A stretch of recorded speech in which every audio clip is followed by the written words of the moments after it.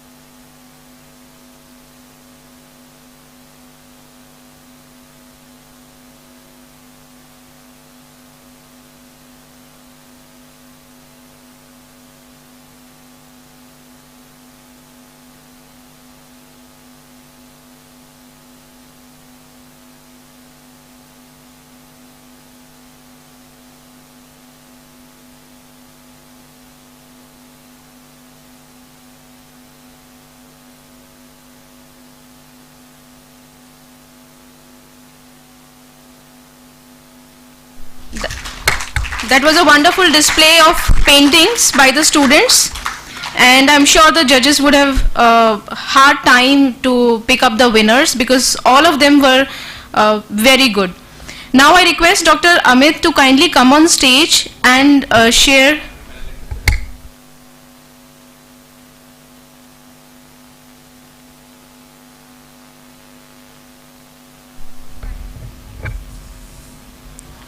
So our eminent speaker for the day has already joined, and now I request Dr. Vikas Garg to please come upon the stage and introduce our speaker.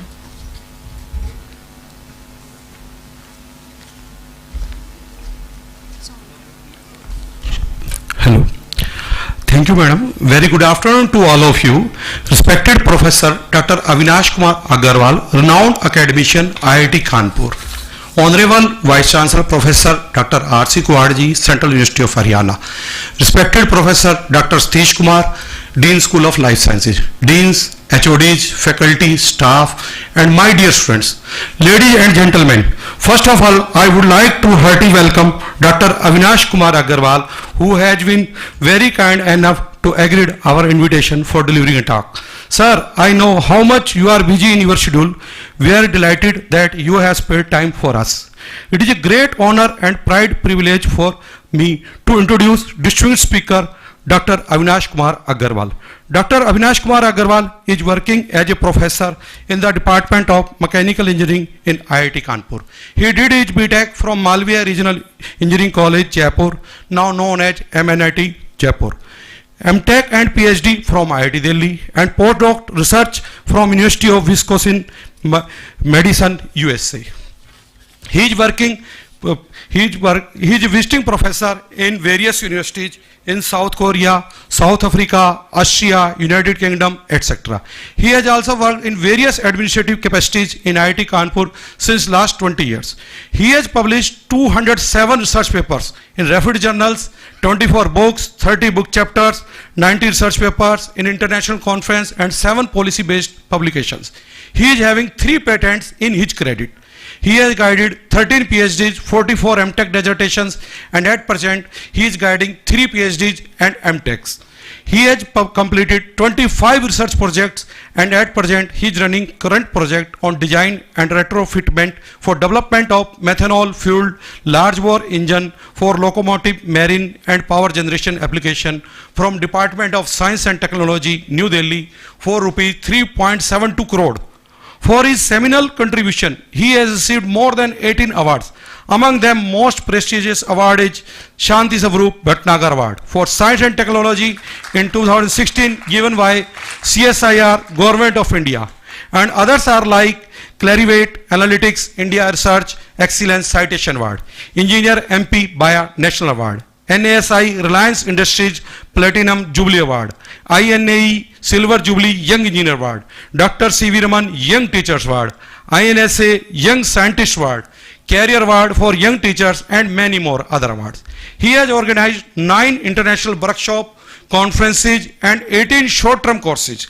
Also, he has delivered 37 keynote speeches in various national, international events. He is a fellow member, life member, and member of various national, international technical societies.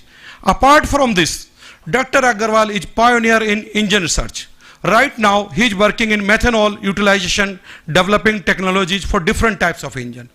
He has worked on Royal Enfield 500cc engine motorcycle, in which he used 85% methanol and 15% gasoline. At present, he is working in 125cc engine in collaboration with Hero Motor Corp. In IIT Kanpur, first diesel engine set is developed, which is using 70% energy from methanol. This biomethanol is produced from municipal solid waste and agriculture waste, which is burned in northern states. He is now working methanol locomotive engine in his present project. This technology would be a big game changer for us. Without further ado, ladies and gentlemen, it's now my pleasure to invite Dr. Agarwal for delivering his talk. Please put your hands together and welcome him for this lecture.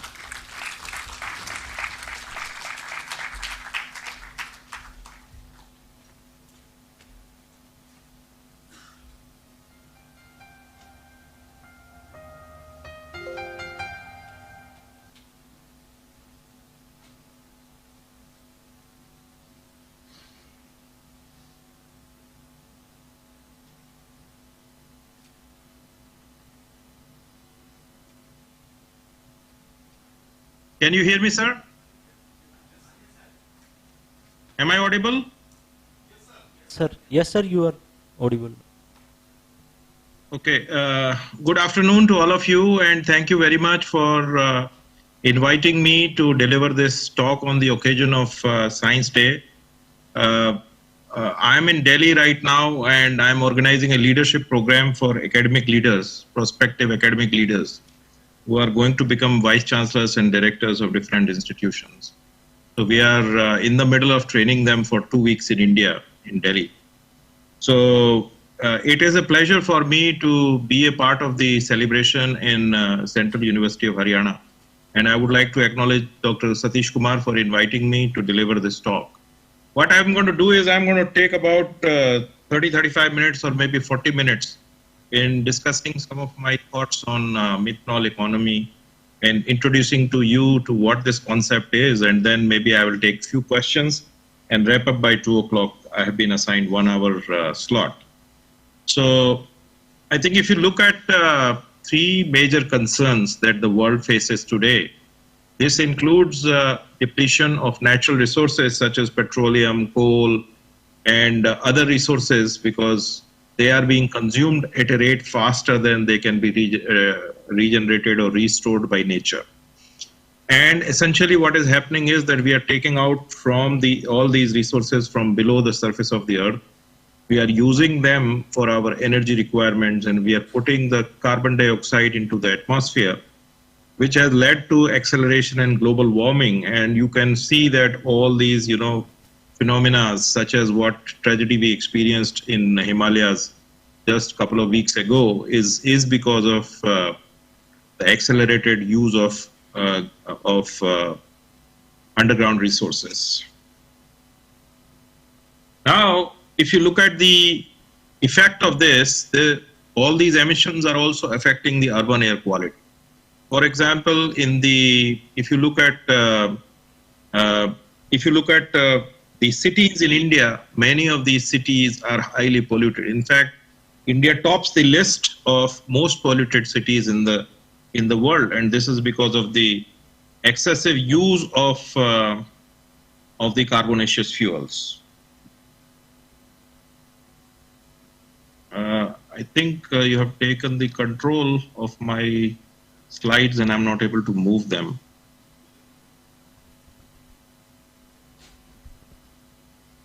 Amit, sir, just a minute.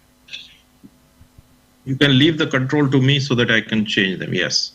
So I think if you look at this pie chart, this actually tells you in the world which country is consuming how much fuel. So if you look at this pie chart, you can see that US with its 300 million population, 30 crore population, they consume about 26% of the global oil. And Japan is consuming 7%, China is consuming 6% of the global petroleum production. If you come to India, India consumes about 2.6% of the global petroleum. So that means we are consuming exactly 1/10 of United States, where our population is 4 to 5 times bigger than them. What it boils down to is that the per capita energy consumption of India is roughly about 140 to 150 compared to United States. So where is the question of climate justice? Where is the question of energy efficiency? Whenever there is a discussion in any of the international forums, people are trying to suppress India and ask us to cut down on CO2 emissions. But if you look at it, India is already putting very, very small amount of carbon dioxide into the atmosphere. And coming to climate justice, I think it is imperative that rather than India cutting their CO2 emissions, United States, Japan, Germany, smaller countries which have much higher per capita CO2 emission, they should cut down significantly compared to what India is. Nevertheless, in India, we should be using the technologies which are producing lower and lower CO2 into the atmosphere. I don't think I have control of my slides.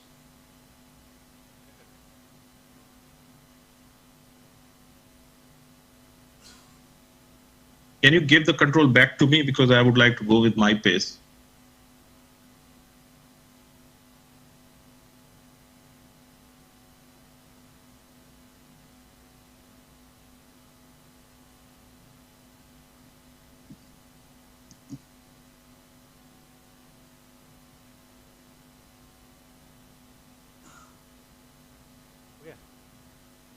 Sir, please.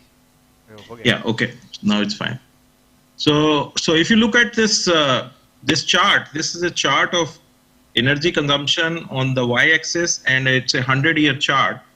So if you look at this, initially between 1950 to 2000, the energy requirement grew by about 4%. And between 2000 and 2025, it is growing by roughly about 3% globally. And this is largely being met by oil and gas. But our oil resources are limited, so this is going to basically flatten out, and then the oil availability will reduce.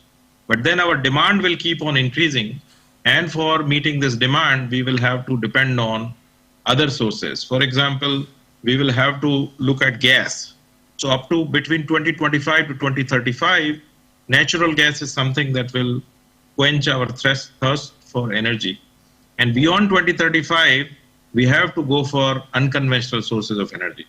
So what it means is that all the unconventional sources of energy that we have today have to become economically viable by 2035, which means that we have only 15 years to use all the conventional sources that we are develop technology which is commercially viable, and it is competing with conventional sources of energy.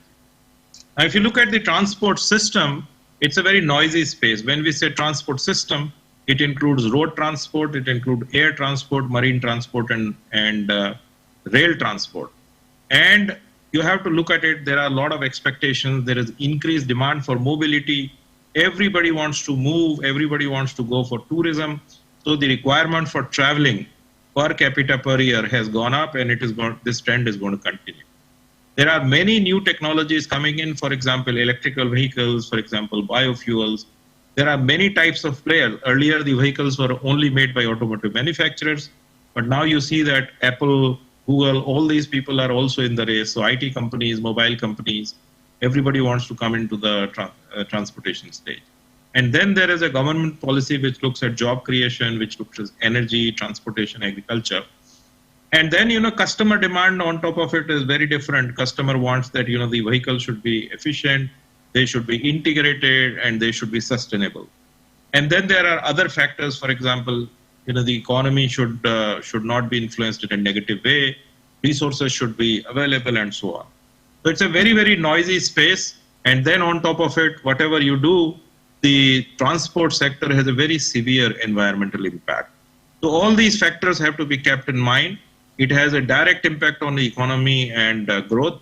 I think about 10% of the economy in any nation, especially in India, is because of the transport sector and the ancillary sector, which is providing the vehicle, the road infrastructure, and all.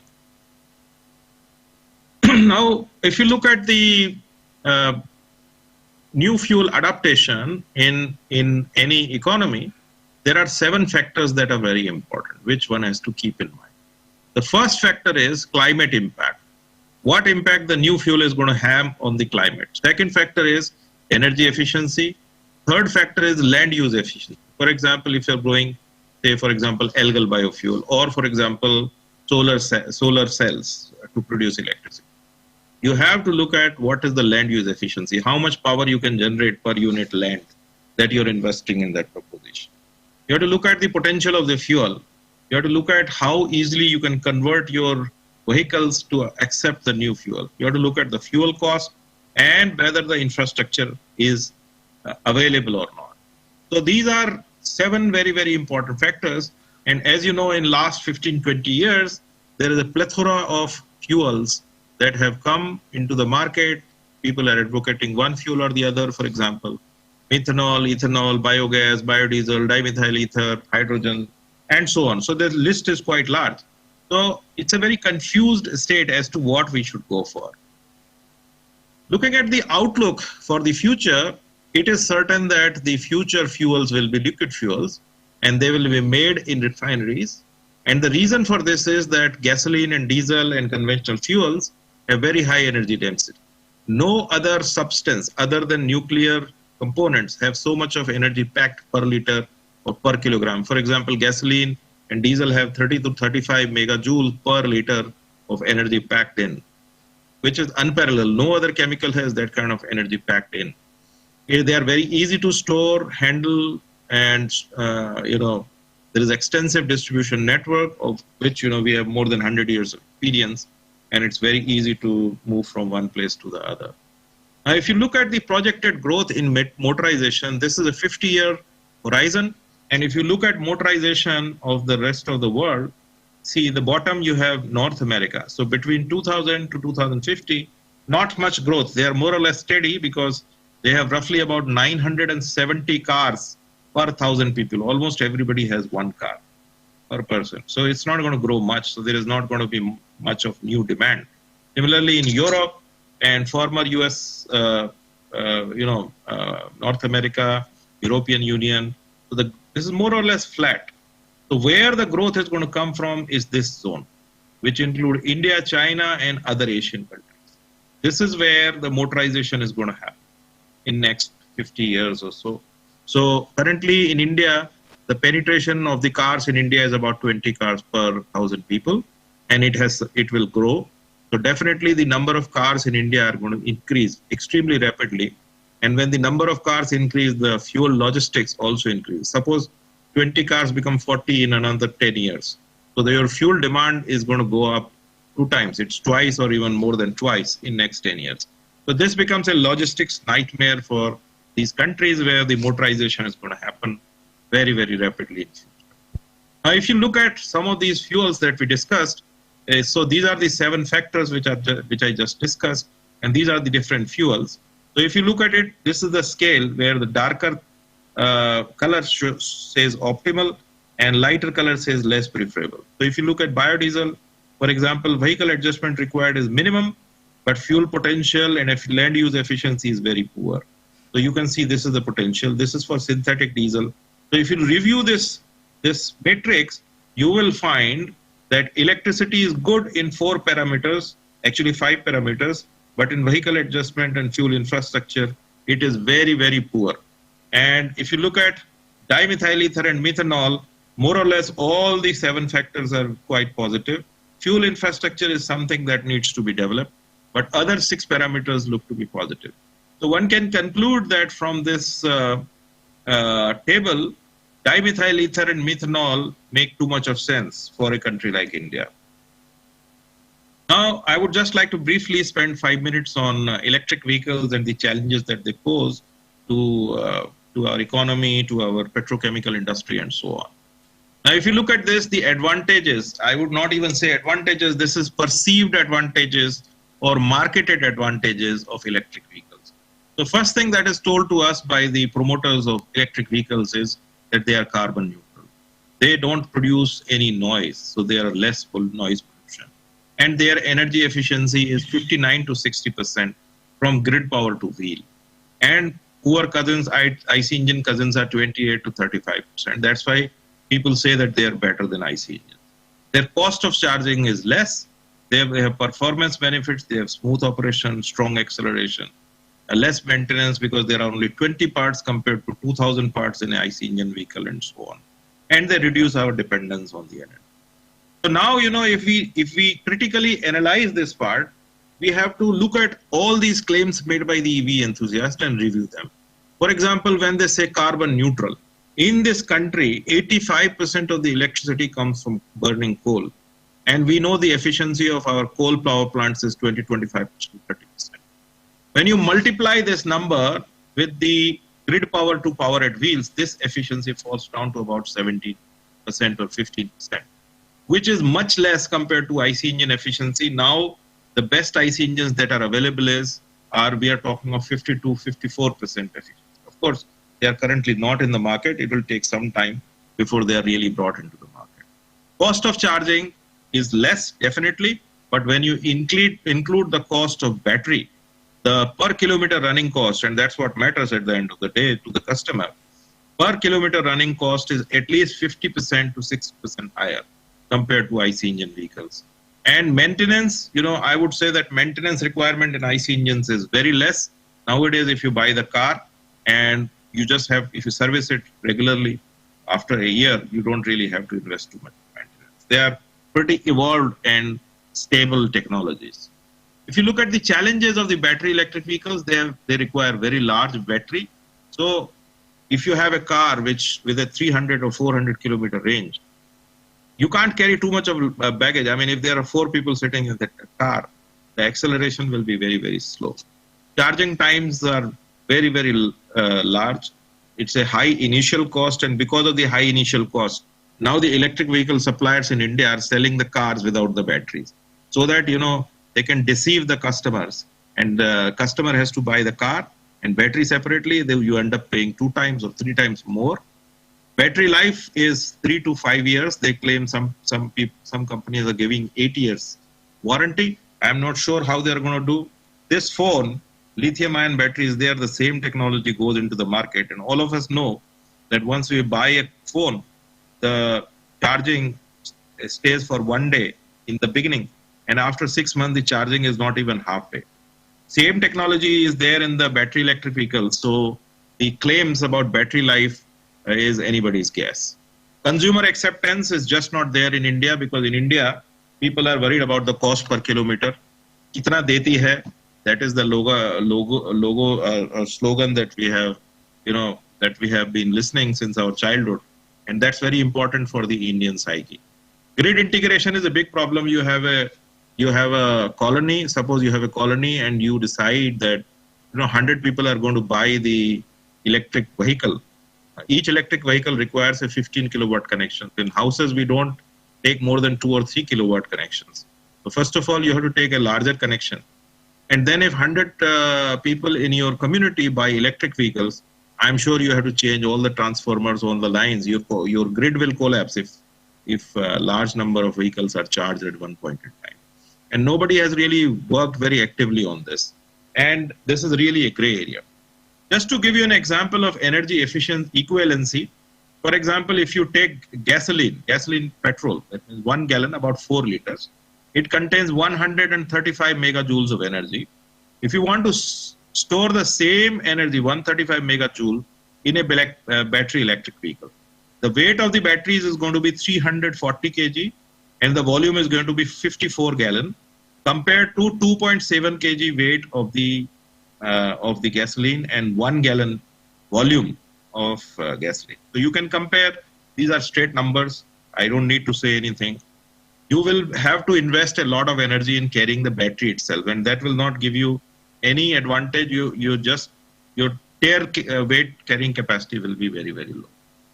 This is a Raygon diagram, which is basically energy density diagram. So here on the y-axis, you have volumetric energy density. Here you have the gravimetric energy density. Of course, you would like to be far away in this area, in this region.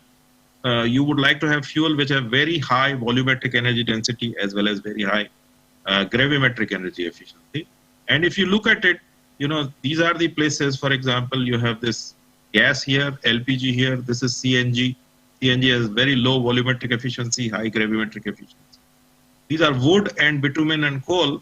But if you look at the lithium-ion battery, it is right here at this corner. That means the energy density, both on volumetric basis and gravimetric basis, is extremely poor. The other part is that if the Indian government has declared that by 2030 we will have 30% electrification, and if we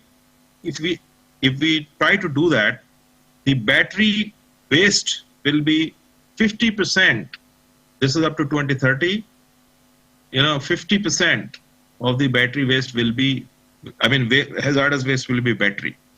We don't know how to dispose of batteries in an environmental friendly manner. So this is going to be quite a big challenge for our planners. Urban air pollution is blamed on vehicles, but the say urban pollution, we are very poor in doing source apportionment studies, and we don't really find out where it is coming from. Is it really from the vehicles, or is it from the agriculture? Is it from the industries? Is it from parali burning? People die. This is for sure that people die because of air pollution. You know, in UK, for example, this is a report which says 40,000 people every year die because of air pollution. In India, this number is definitely much higher. But what happens is nobody is talking about sources of pollution. You have a lot of thermal power plants. Your crops are being burned by farmers. It is going to contribute to these deaths. But nobody talks about those. Only vehicles are blamed, which is only a small fraction of the problem. If you bring in battery electric vehicles, the pollution will be more from the power plants, and this problem is not going to be resolved. Then the other question that is being asked is there enough electricity? Do we really have so much of electricity in our grid? Do we have excess electricity? The answer to that question is we don't have enough electricity to electrify our country 30%. And these things are being done. Then this is another view. You know, this is a mine in Congo where a person is beating the kids. You know, these are kids are mining the lithium in these mines by their open bare hands, so that you can have clean energy vehicles, so that you can have clean, you know, phones. So all these children are exposed to very, very hazardous country. It's a human tragedy. Thousands of them die every month. Their average lifetime is 19 years to 20 years. Nobody talks about them. Are they subhuman? We have to go for clean energy, sure, but you have to look at what is the human cost some other country has to pay. This is an example where, you know, this is talking about greenhouse gas emissions, and here compact IC engine vehicle is compared with compact battery electric vehicle. Mid-size IC engine vehicle is compared with mid-size battery electric vehicle. So one thing is for sure that greenhouse gas emission, which is CO2 emissions on a 20-year lifetimes are relatively lower, about 20% lower. But if you look at total cost of ownership, that means in running 1 kilometer, how much will be the cost of electricity plus, you know, your charging infrastructure plus your battery cost? If you compare that, for the compact SUV, the battery electric vehicle is more expensive by 44%. Mid-size is expensive by 60%. So suppose you have a mid-size, I have a mid-size car, it runs at 6 rupees per kilometer. So then if I have a similar kind of battery, the cost of running will be 10 kilometers. Of course, the battery enthusiasts camouflage that aspect and they just only focus on cost of charging, and they will say, okay, it is 1 rupee per kilometer. But my dear friends, you have to also look at battery. The battery cost is about half of the cost of the vehicle, and battery needs to be changed every 3 to 5 years. So you have to really distribute that cost over the number of kilometers that you are going to run your car in next 5 years or 8 years. So this is going to be a big challenge. The other thing is that people are also looking at impact on the life and how many people die. So here also, if you look at it, the impact of the battery electric vehicle is much higher. There are studies, and so these are 3 studies. One is done by Andrew Doolittle, one is done by another group, and they looked at total cost of ownership, and they found that battery electric vehicle is much more expensive compared to IC engine. Of course, everybody agreed that greenhouse gas will be reduced by about 20-30%, but this also emerged that the toxicity from the battery electric vehicle is 3 times higher compared to IC. And of course, hybrid vehicles makes a lot of sense because hybrid vehicle will require very small battery, and they make the IC engine to perform much better. So rather than full electric, it is always a wise option to go for hybrid vehicles, and this is what is going to be the direction in the future, where you will have engine running on cleaner fuels, and you will have a small battery which can be charged by braking, regenerative braking, etc. And now in India, we have decided to go for full throttle railway electrification. So now the railway, all these IC engine locomotives are being done away with, but it is really very, very short-sighted and dangerous. I have written an article which was published in Rail Business, and it is free to download. You can download from Rail Business website. And I have argued my case using different aspects such as energy security, such as surplus supply, which is a myth, surplus electricity supply, what are the major issues that the Indian Railways faces, and so on.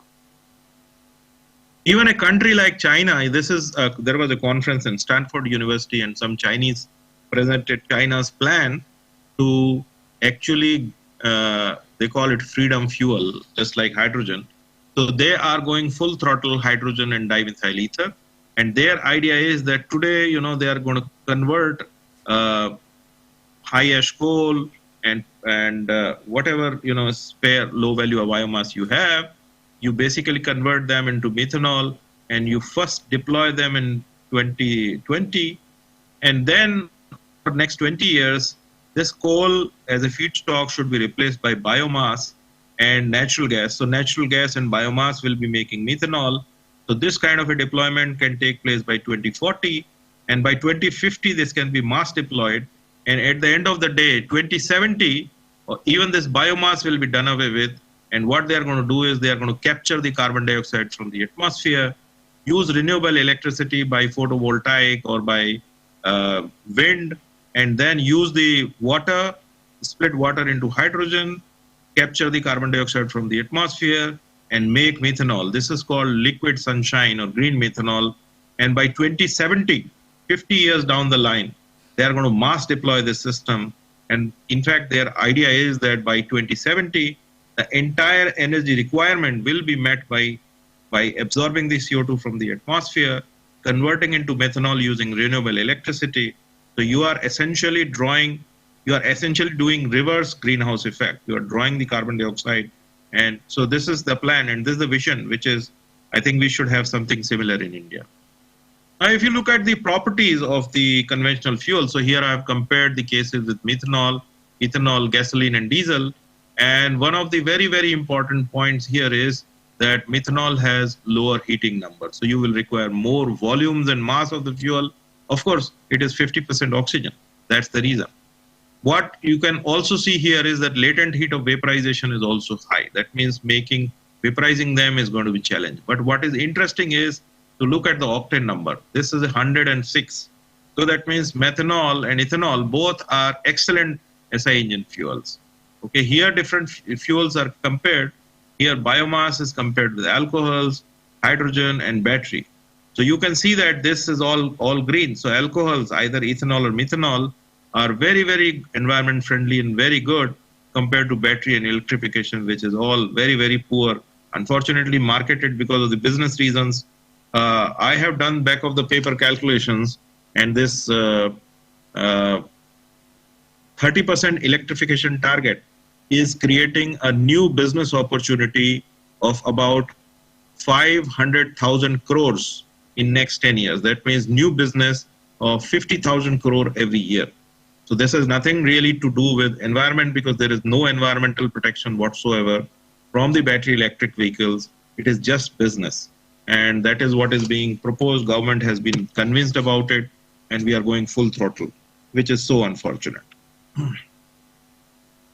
So if you look at methanol, methanol has very high octane number. It's a clean burning fuel. Of course, you have lower calorific value. Dimethyl ether is a fuel which can be derived from methanol. So essentially what you do is you take two methanol molecules and remove water. So you get this ether. And then this is a very high cetane number. This has cetane number as high as 65 to 70. It compares very, very favorably compared to diesel.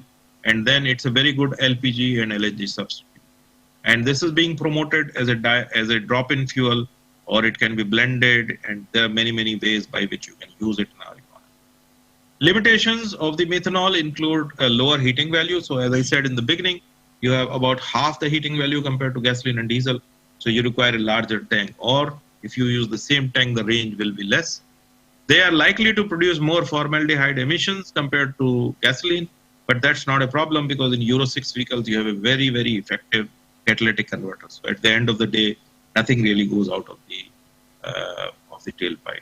They're completely miscible with water, which can cause a serious concern if there is a tanker which sinks in the ocean. But then it is both positive and negative. One is that it might cause in a local zone, it might cause some ecological issue. But at the same time, since it is miscible, it will mix, and get diluted below the concentrations that can harm the species or flora and fauna.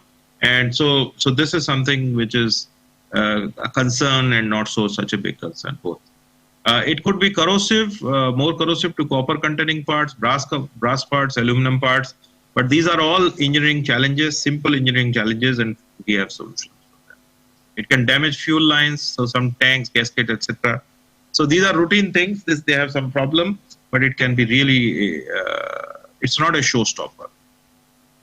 Now, if you look at the methanol economy concept in India that is being done, so what we are saying is that, any feedstock, it could be any low value biomass which we burn, mostly in the states of Haryana and also in Punjab and Uttar Pradesh. So all that, you can incentivize the farmers to give it back so that it can be used and disposed of in an organized manner. You can use high ash coal, plenty of it is available in India. And then you have a lot of kitchen waste, agriculture waste, garbage, municipal in Delhi, you have see all these dumps. So all this is black gold actually. So you just take all this stray carbon containing black gold, you gasify it, and when you gasify it, you produce carbon monoxide plus hydrogen. You synthesize one-step process and produce methanol, and from that one-step process, you can convert dimethyl ether. Both these fuels you can use in a variety of applications. So this is basically a very high-level application, high-level picture of methanol economy that we are talking about.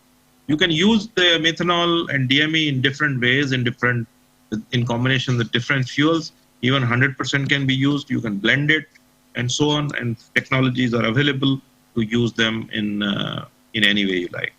Now, if you look at it, this is about India. So what is the experience worldwide? So if you look at worldwide experience, China is a leading country. So if you look at it, China is today producing, this is 2014 data. So methanol is about 35-40 million tons of methanol is being produced.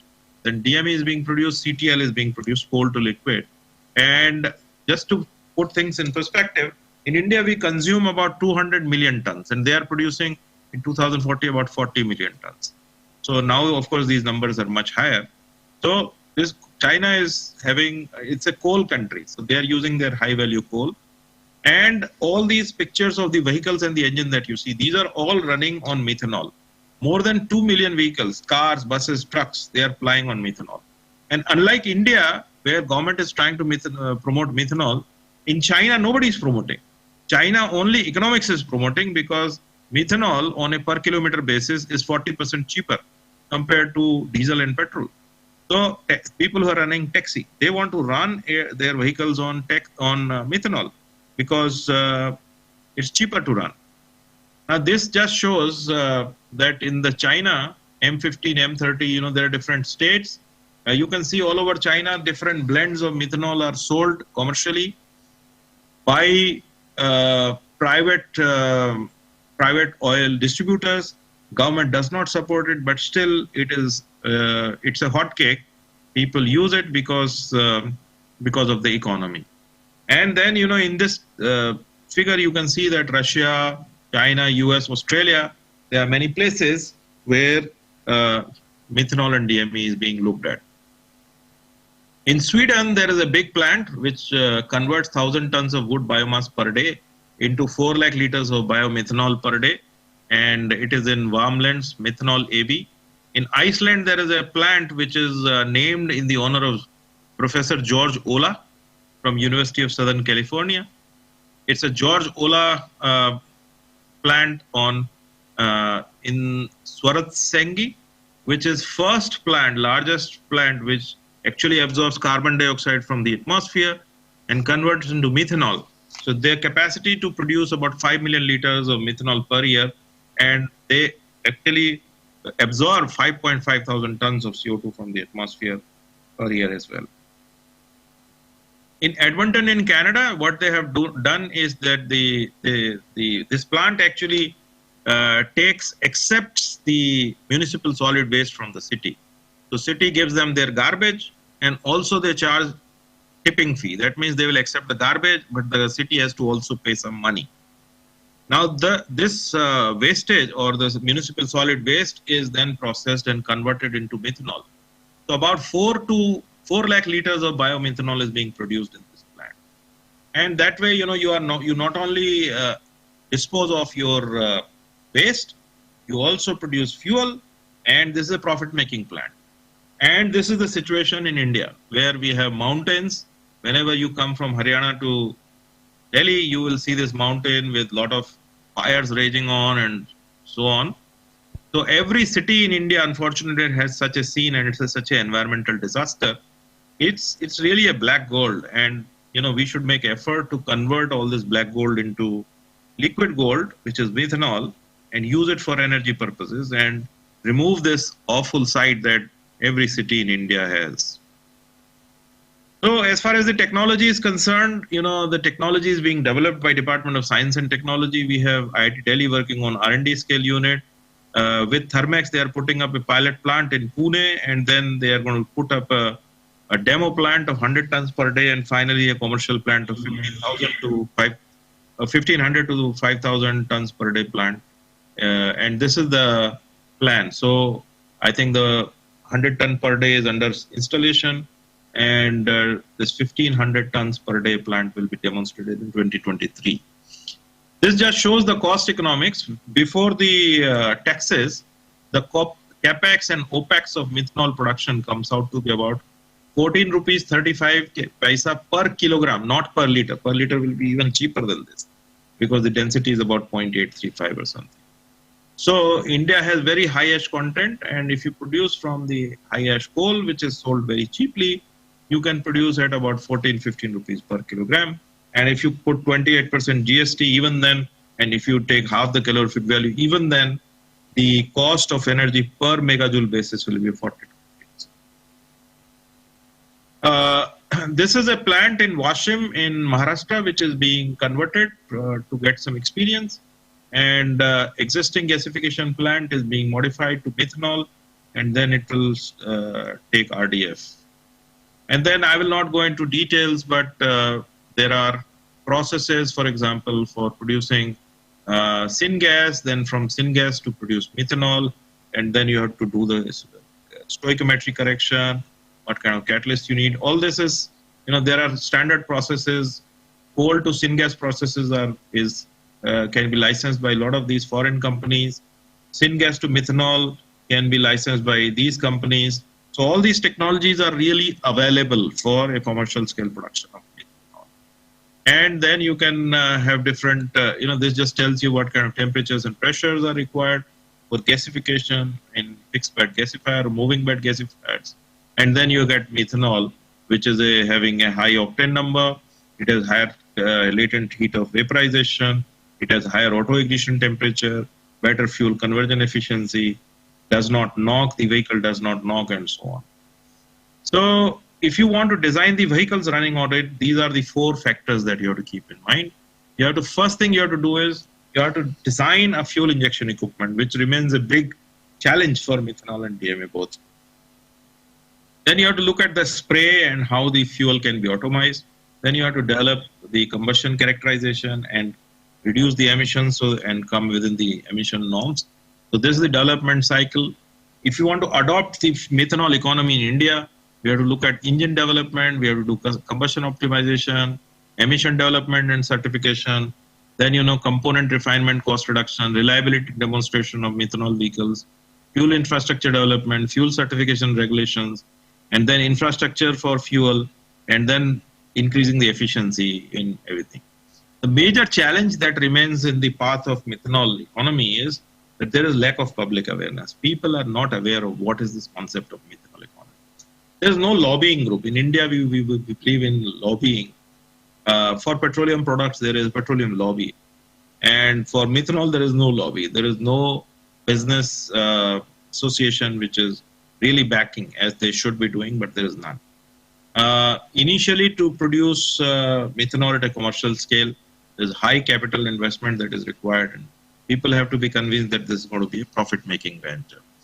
And the biggest challenge in engine development is that the fuel injection manufacturer, which in this case happens to be Bosch and Delphi, they have to be taken on board and convinced that they should be producing and helping develop the fuel injection equipment. I have written an article which was published in Nature India. It's also free to download. Pollution woes in India, is methanol a solution? That means I advocated that rather than just having petrol or diesel based vehicles, we should go for methanol fueled vehicles, which will reduce the particulates emissions from the transport sector. And hopefully, in the month of November and December, whatever chaos we see in North India will possibly reduce. Coming to limitations, of course, as I mentioned, the slightly higher formaldehyde emissions are there. They're corrosive. It can damage the fuel lines. DME, on the other hand, can be produced from natural gas, coal, or biomass. You can actually generate syngas and then methanol and then DME, or from syngas directly DME. This can be used for power generation. This can be used for cooking in the homes as a substitute of LPG. This can also be used as a transport fuel. DME, there are many challenges and many opportunities. The challenges are that, you have to convert the conventional fuel engine into DME. So it requires some changes in the fuel injection equipment. It has very large potential market for DME adaptation. It has very high CTN number of the order of 65 to 70. Compare that to best quality diesel that is available in market, which has a CTN number of 51. It has very quiet combustion, so DME vehicles are going to be making less noise. They have clean burning characteristics. They have high volatility. Whatever you do, you can never make a DME engine emit smoke. It's such a clean fuel. And you can use it, the infrastructure for distribution of LPG can also be used for DME distribution. But then there are technical challenges. First is that DME has just become a fuel which can be traded. It was not considered as a fuel until last year. Now, of course, Niti Aayog has taken lead, and now this can be traded as fuel. It has LPG-like distribution infrastructure, but challenge is that it has lower lubricity. So you need some kind of a lubricity additive in the fuel, and government regulations are required for this. If you look at production, so you can use a natural gas, coal, organic waste, or biomass, gasify it, or you can have reformed natural gas. So basically you make syngas, which is CO plus H2, and then you can go via methanol synthesis, then DME synthesis, finally you have DME. Or, as I said, from synthesis, direct synthesis of CO and H2, you can have DME synthesis, produce DME directly. So both routes are possible depending on your logistics, your liking, your infrastructure. Once DME is made, you can use it in the vehicles. The other alternative option is that you have this primary CO2 free energy, and from that you have generate electricity. Then you do the electrolytic splitting of water, produce hydrogen. You take waste CO2 either from the atmosphere or from any chemical process, and then you make methanol out of it. Then you do DME. So these are the 3-4 routes, variety of routes to produce dimethyl ether. Again, there have been a lot of projects worldwide to actually demonstrate DME fueled vehicles. For example, there's a DME bus in Japan. I'm sure there are many more vehicles. One-step process, take 2 molecules of methanol, remove water, and you get dimethyl ether. Okay. So if you look at it, this shows road load emissions and fuel consumption. So if you look at fuel consumption of diesel baseline, so DME is you consume less fuel. Hydrocarbon emissions, you can see compared to diesel, they are very low. Carbon monoxide emissions are very low. If you look at smoke and particulates, you don't see the bar from DME. That means whatever you do, you cannot produce soot from a DME engine. NOx emissions are also significantly low. So it's proven that the emissions from DME vehicles are going to be much, much lower compared to DME. It is compared to diesel. It is going to be much more efficient, and it's going to be much more friendly. Here, different well-to-wheel emissions are compared, and this is where DME is. So very less well-to-wheel emissions compared to other options.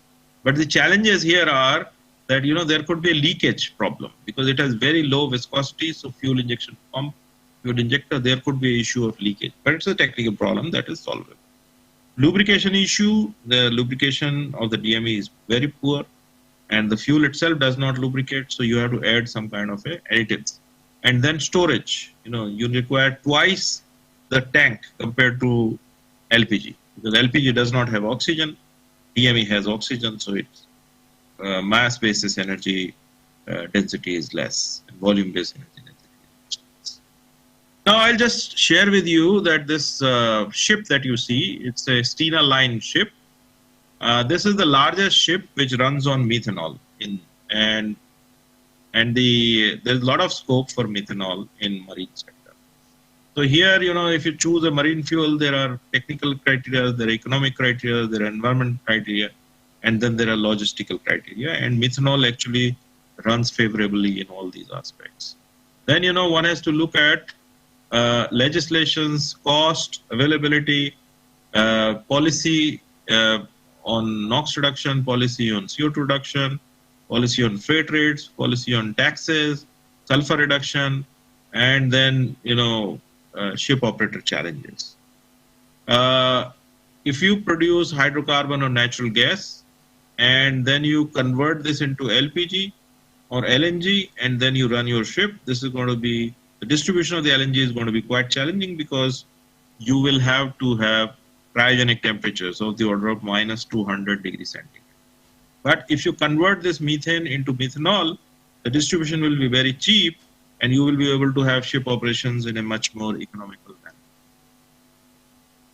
Yeah, I'll skip this slide. I'll skip this as well. So methanol and DME, if you look at the different niche, methanol is a good fuel for SI engines, but it can also be used in CI engines with limited benefits. It has high octane number, but it has poor miscibility in diesel, only up to 10%, maximum 15% with additives and phase separation additives. Lower blends of gas oil up to 15% can be used in older engines, older cars. Even we are working on developing carbureted engines with 15%. Newer engines with higher compression ratio can be designed for M85 or M100 to take full advantage of the higher octane number. And it's a low-hanging fruit as a solution for two-wheelers. Whereas in case of DME, it's a high C10 number fuel. Therefore, it can be used for CI engines only. SI engines cannot be run on DME. High compression ratio engines can be developed. You can have lower PM, HC, and CO emissions from DME. NOx emissions could be higher, possibly. It could be lower, it could be higher. But then NOx emissions can be very easily tackled using EGR or after treatment technology, which are pretty much commercially available technology. And complying with the most stringent emission norms that are applicable, Euro 6 in India is relatively straightforward. My guess is that if you require only like 500 to 600 bar fuel injection pressure system for DME. For diesel, you require 1500 bar pressure system, which is very expensive. So my guess is that if you take a vehicle which is running on DME, diesel vehicle, its cost is going to be at least 2 to 3 lakh rupees cheaper compared to diesel vehicles, and the running cost per unit kilometer will be also lower. And it's a solution for light duty vehicles and also for heavy duty trucks. So to conclude my talk, in the future, there is no single best solution for fuels. IC engines are here to stay. Don't believe all the rumors related to EVs. And please, if some of your students want to take IC engine as their career, encourage them to do so, because IC engines are not going to go anywhere for next 50 years. There's no perceptible threat for next 30, 40 years. However, there's a lot of scope and requirement and need to make IC engines cleaner, greener, meaner, and more efficient. So because of the threat from the EVs, we have to work extra hard to make the engines cleaner. Next 30 to 40 years, we'll see wider range of vehicle technologies and fuels in developed market as well as developing economies like India. And you can see here, this is a curve which shows that gasoline vehicles, percentage is going to come down. Fuel cell vehicles, very, very niche area. Diesel vehicles will increase, but then they will also come down with time. New technology vehicles, diesel HCCI, diesel hybrid, gasoline HCCI, all these new technologies will find their way into the market, and they will. And finally, this is the motto of the work that I do mostly. My dream is to make engines so that we develop the engines to a level where we don't hear the diesels, so no sound coming from the vehicles. We don't see diesel, that means no smoke should be coming out from the vehicles.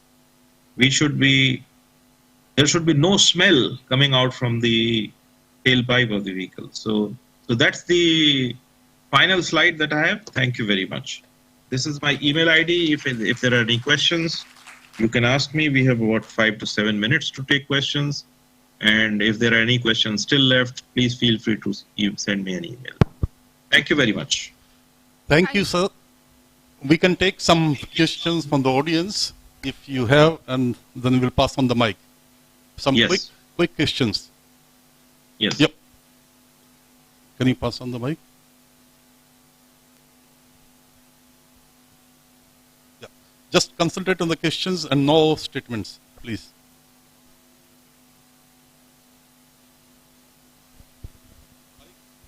Hello. Yeah, I can hear you.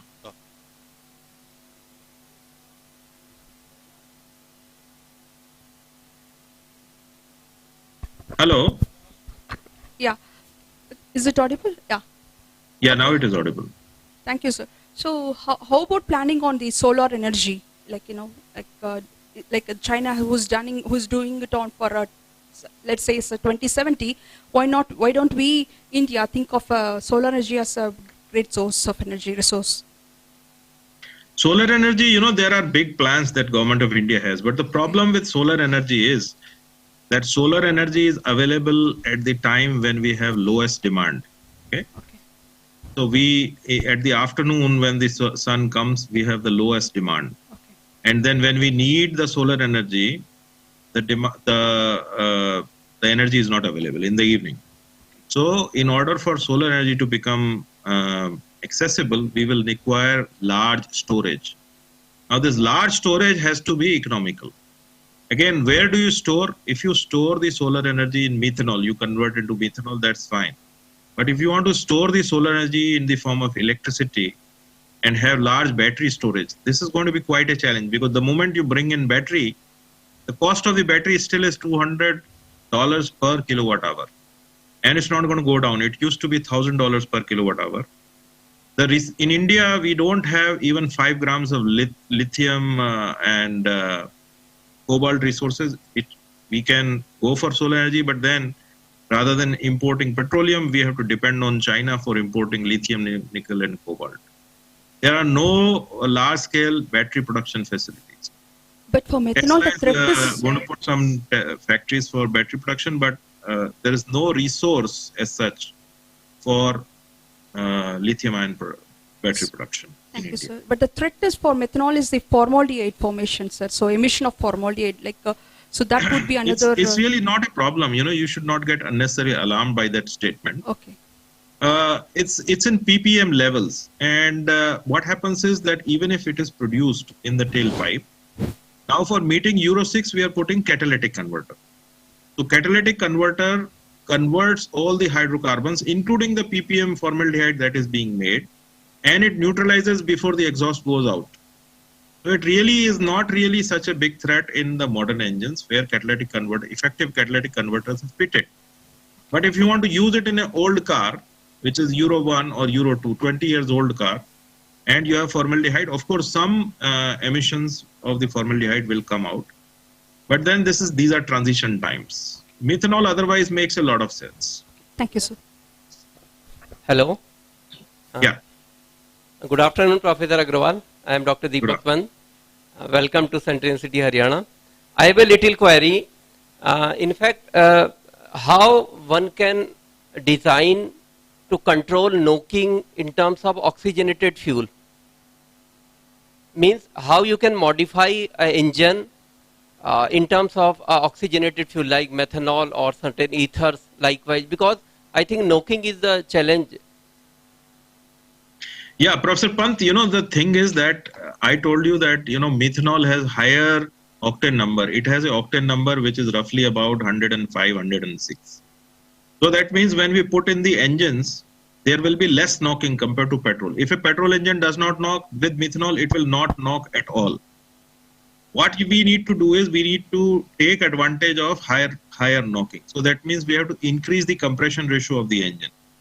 And the basic thermodynamics tells us that if we can run a fuel without knocking with a higher compression ratio engine, we will have higher thermal efficiency. So that means both methanol and DME dedicated engines will have higher thermal efficiency compared to conventional petrol and diesel engines. Okay, thank you, sir. One more quick question we have time for, if there's anybody.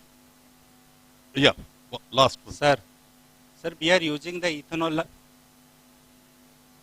last 20 years as a substitute of the petroleum.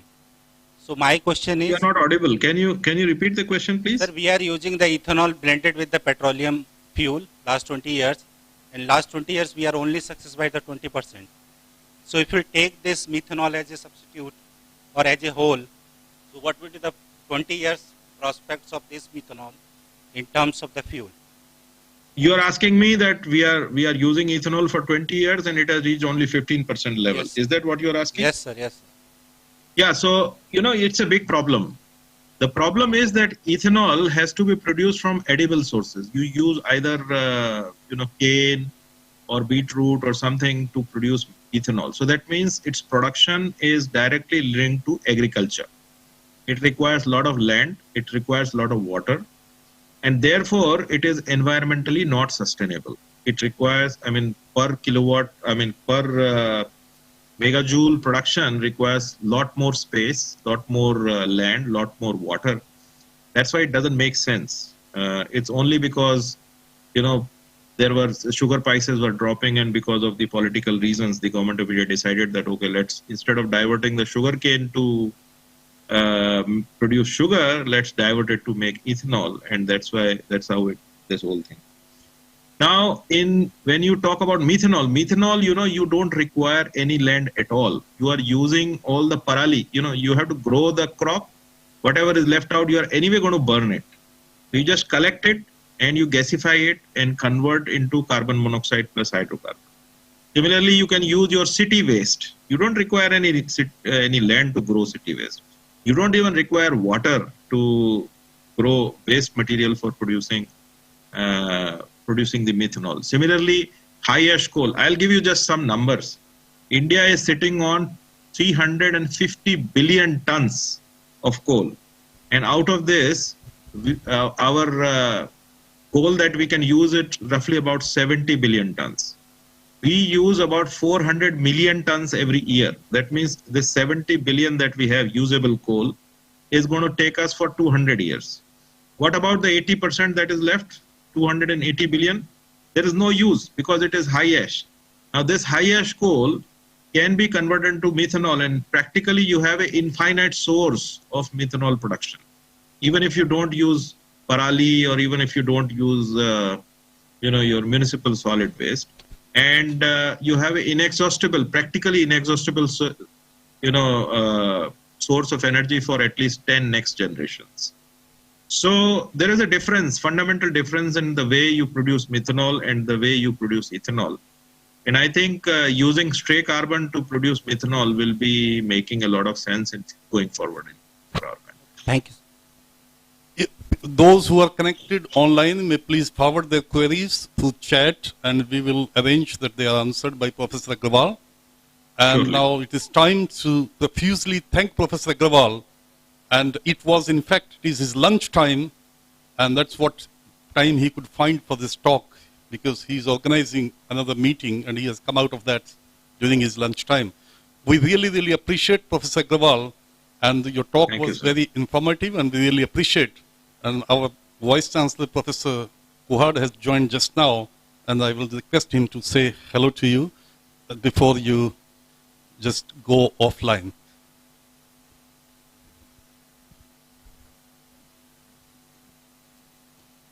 Hello, Professor Agrawal. You are most welcome. Hello, sir. I'm sorry for missing your talk. I had to go for another meeting. I tried my best to be back, but by that time it's over. No problem. My colleagues have briefed me on the way. You have really, I must say that the kind of the work you have carried out and your experience which you have shared with our students and faculty, that will be beneficial, and in the time to come. Again, we would like that you visit sometimes to the campus and Surely. share your research again. Thank you very much. Thank you, sir. It's my pleasure. I'll really look forward, and I thank Professor Satish Kumar, you and Dr. Pant for giving me this opportunity to share some of my thoughts. I really look forward that in future, whenever the things become more normal, I think Dr. Pantji has been telling me several times that I have to visit him, and I'll try my level best to do that as soon as it's feasible. And Dr. Pant has been a great colleague. He has edited several books. He is working on several other book projects. So that way we have some kind of a formal and informal engagement with your university. Good. I wish you all the best on the occasion of this Science Day. And I hope and pray that your university takes newer heights under your guidance, sir. Thank you very much. Thank you very much. So nice of you. Have a nice day. Thank you. Can I log off, sir, now? Yes, sir. Thank you, sir. Thank you. Thank you. Thank you.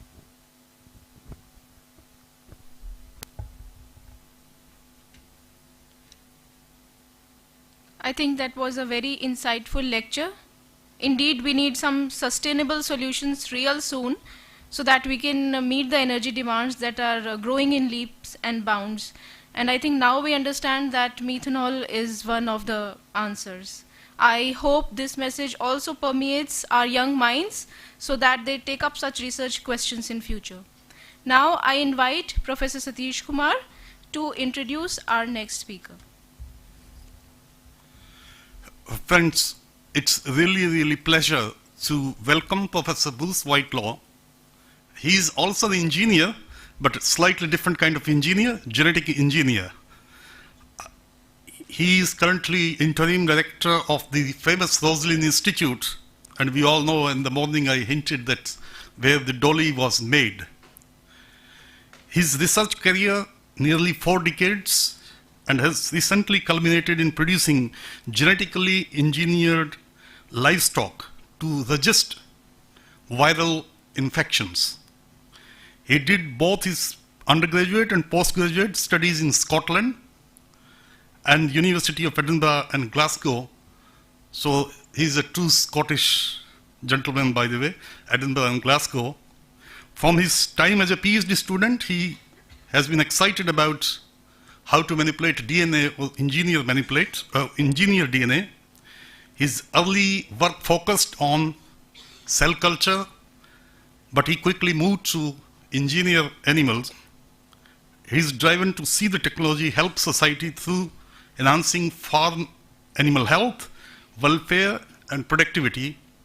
And Professor Whitelaw is a fellow of Royal Society of Biology, and of course, informally, one of the other qualifications I can say, he's a good friend of mine for the last 30 years. Now, welcome Bruce to Central University of Haryana, and we are looking forward to listening your talk. Satish, I hope you can hear me.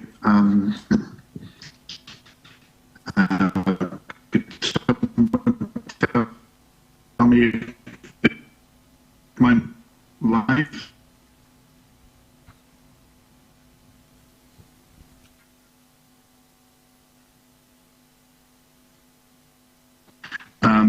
Thank you very much, Satish, for this very kind invitation to join in the celebrations of India's National Science Day.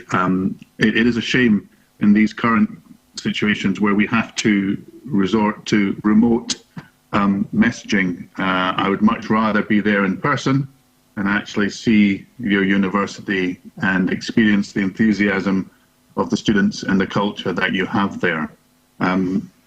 I am an engineer. I'm a genetic engineer. I work with very small things, I suppose, and I'm going to try and share my talk with you now.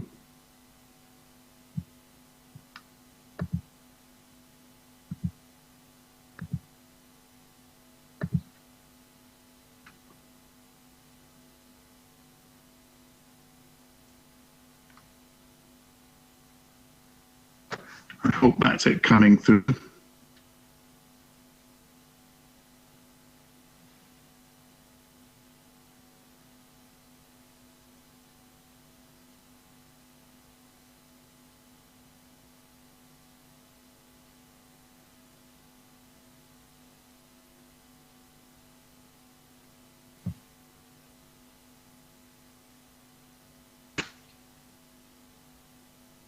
once my slides are up.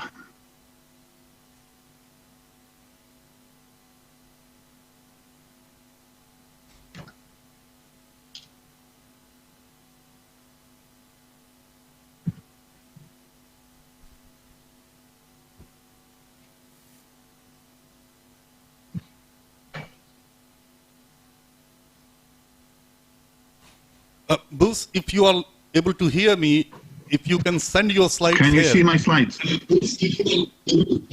Not so far. If you can send your slide, then we will Can try. you see them? Not yet.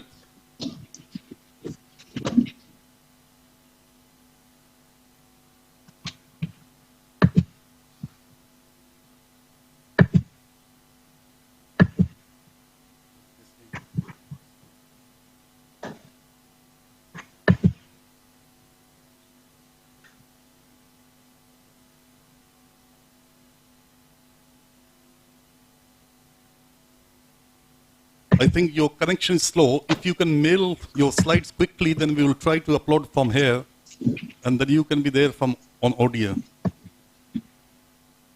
Okay. Okay, Satish, I'll see what I can do.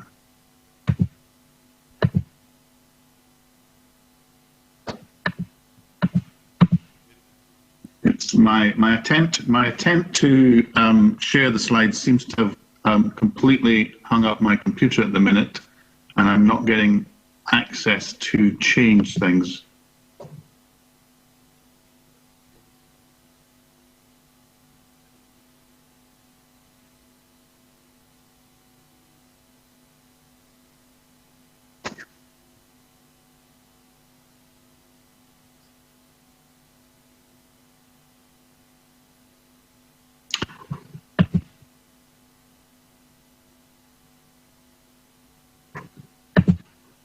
Right.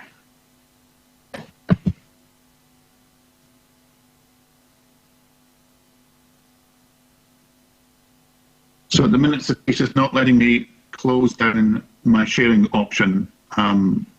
It's still trying.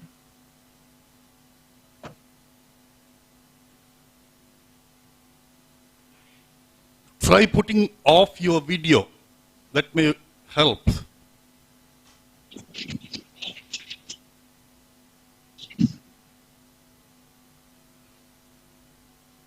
Can I ask you, I can't seem to do anything on it just now. It seems to have hung up on trying to transfer. Can I ask your IT team to shut down my video?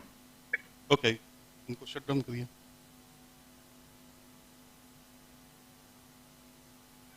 Yeah, in the meantime, mail me your slides.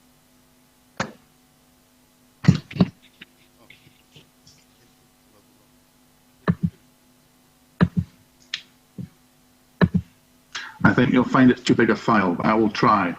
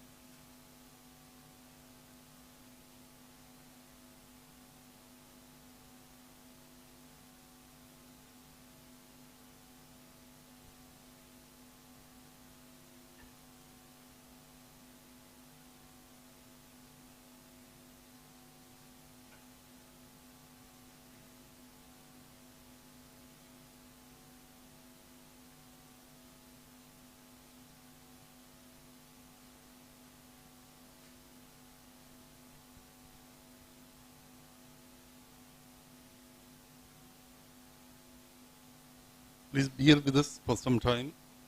These are the paintings which have been produced in the morning session by the participants.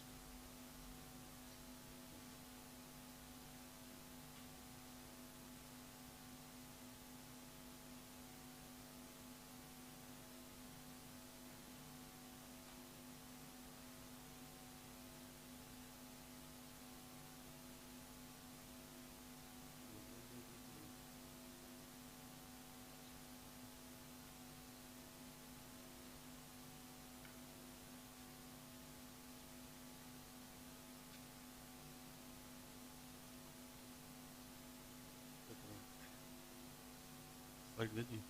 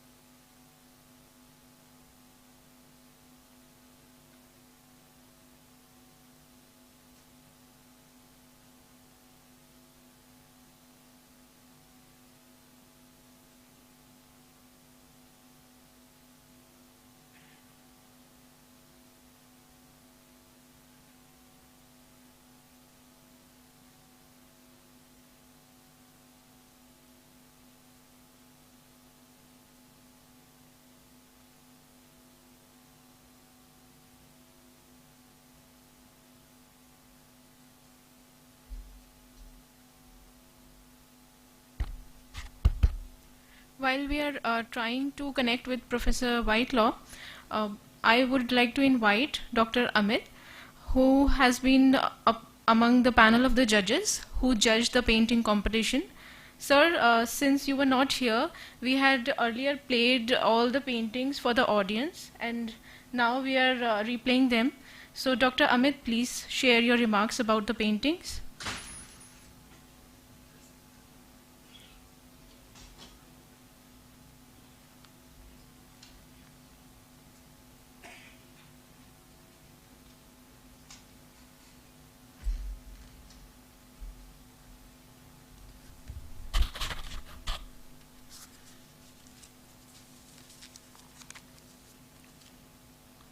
माननीय कुलपति जी, अधिष्ठाता अध्यक्ष प्रभारीगण, शिक्षक गैर शिक्षक साथियों, शोधार्थियों, विद्यार्थियों, सर्वप्रथम राष्ट्रीय विज्ञान दिवस पर सर चंद्रशेखर वेंकट रमन को नमन और आप सबको शुभकामनाएं। मैं पेंटिंग से पहले कुछ क्योंकि मैं साहित्य का विद्यार्थी हूँ और कला से भी जुड़ा हुआ हूँ, तो कला से और साहित्य से विज्ञान को जोड़ते हुए मैं कुछ बात करना चाहता हूँ और एक व्यवहारिक तौर पर बात कर रहा हूँ। हमने भी 10वीं तक विज्ञान पढ़ा है। शुरू में हम सब विज्ञान के विद्यार्थी होते हैं और एक कला का विद्यार्थी, साहित्य का विद्यार्थी जीवन को रंगों और आकृतियों से जोड़कर देखता है।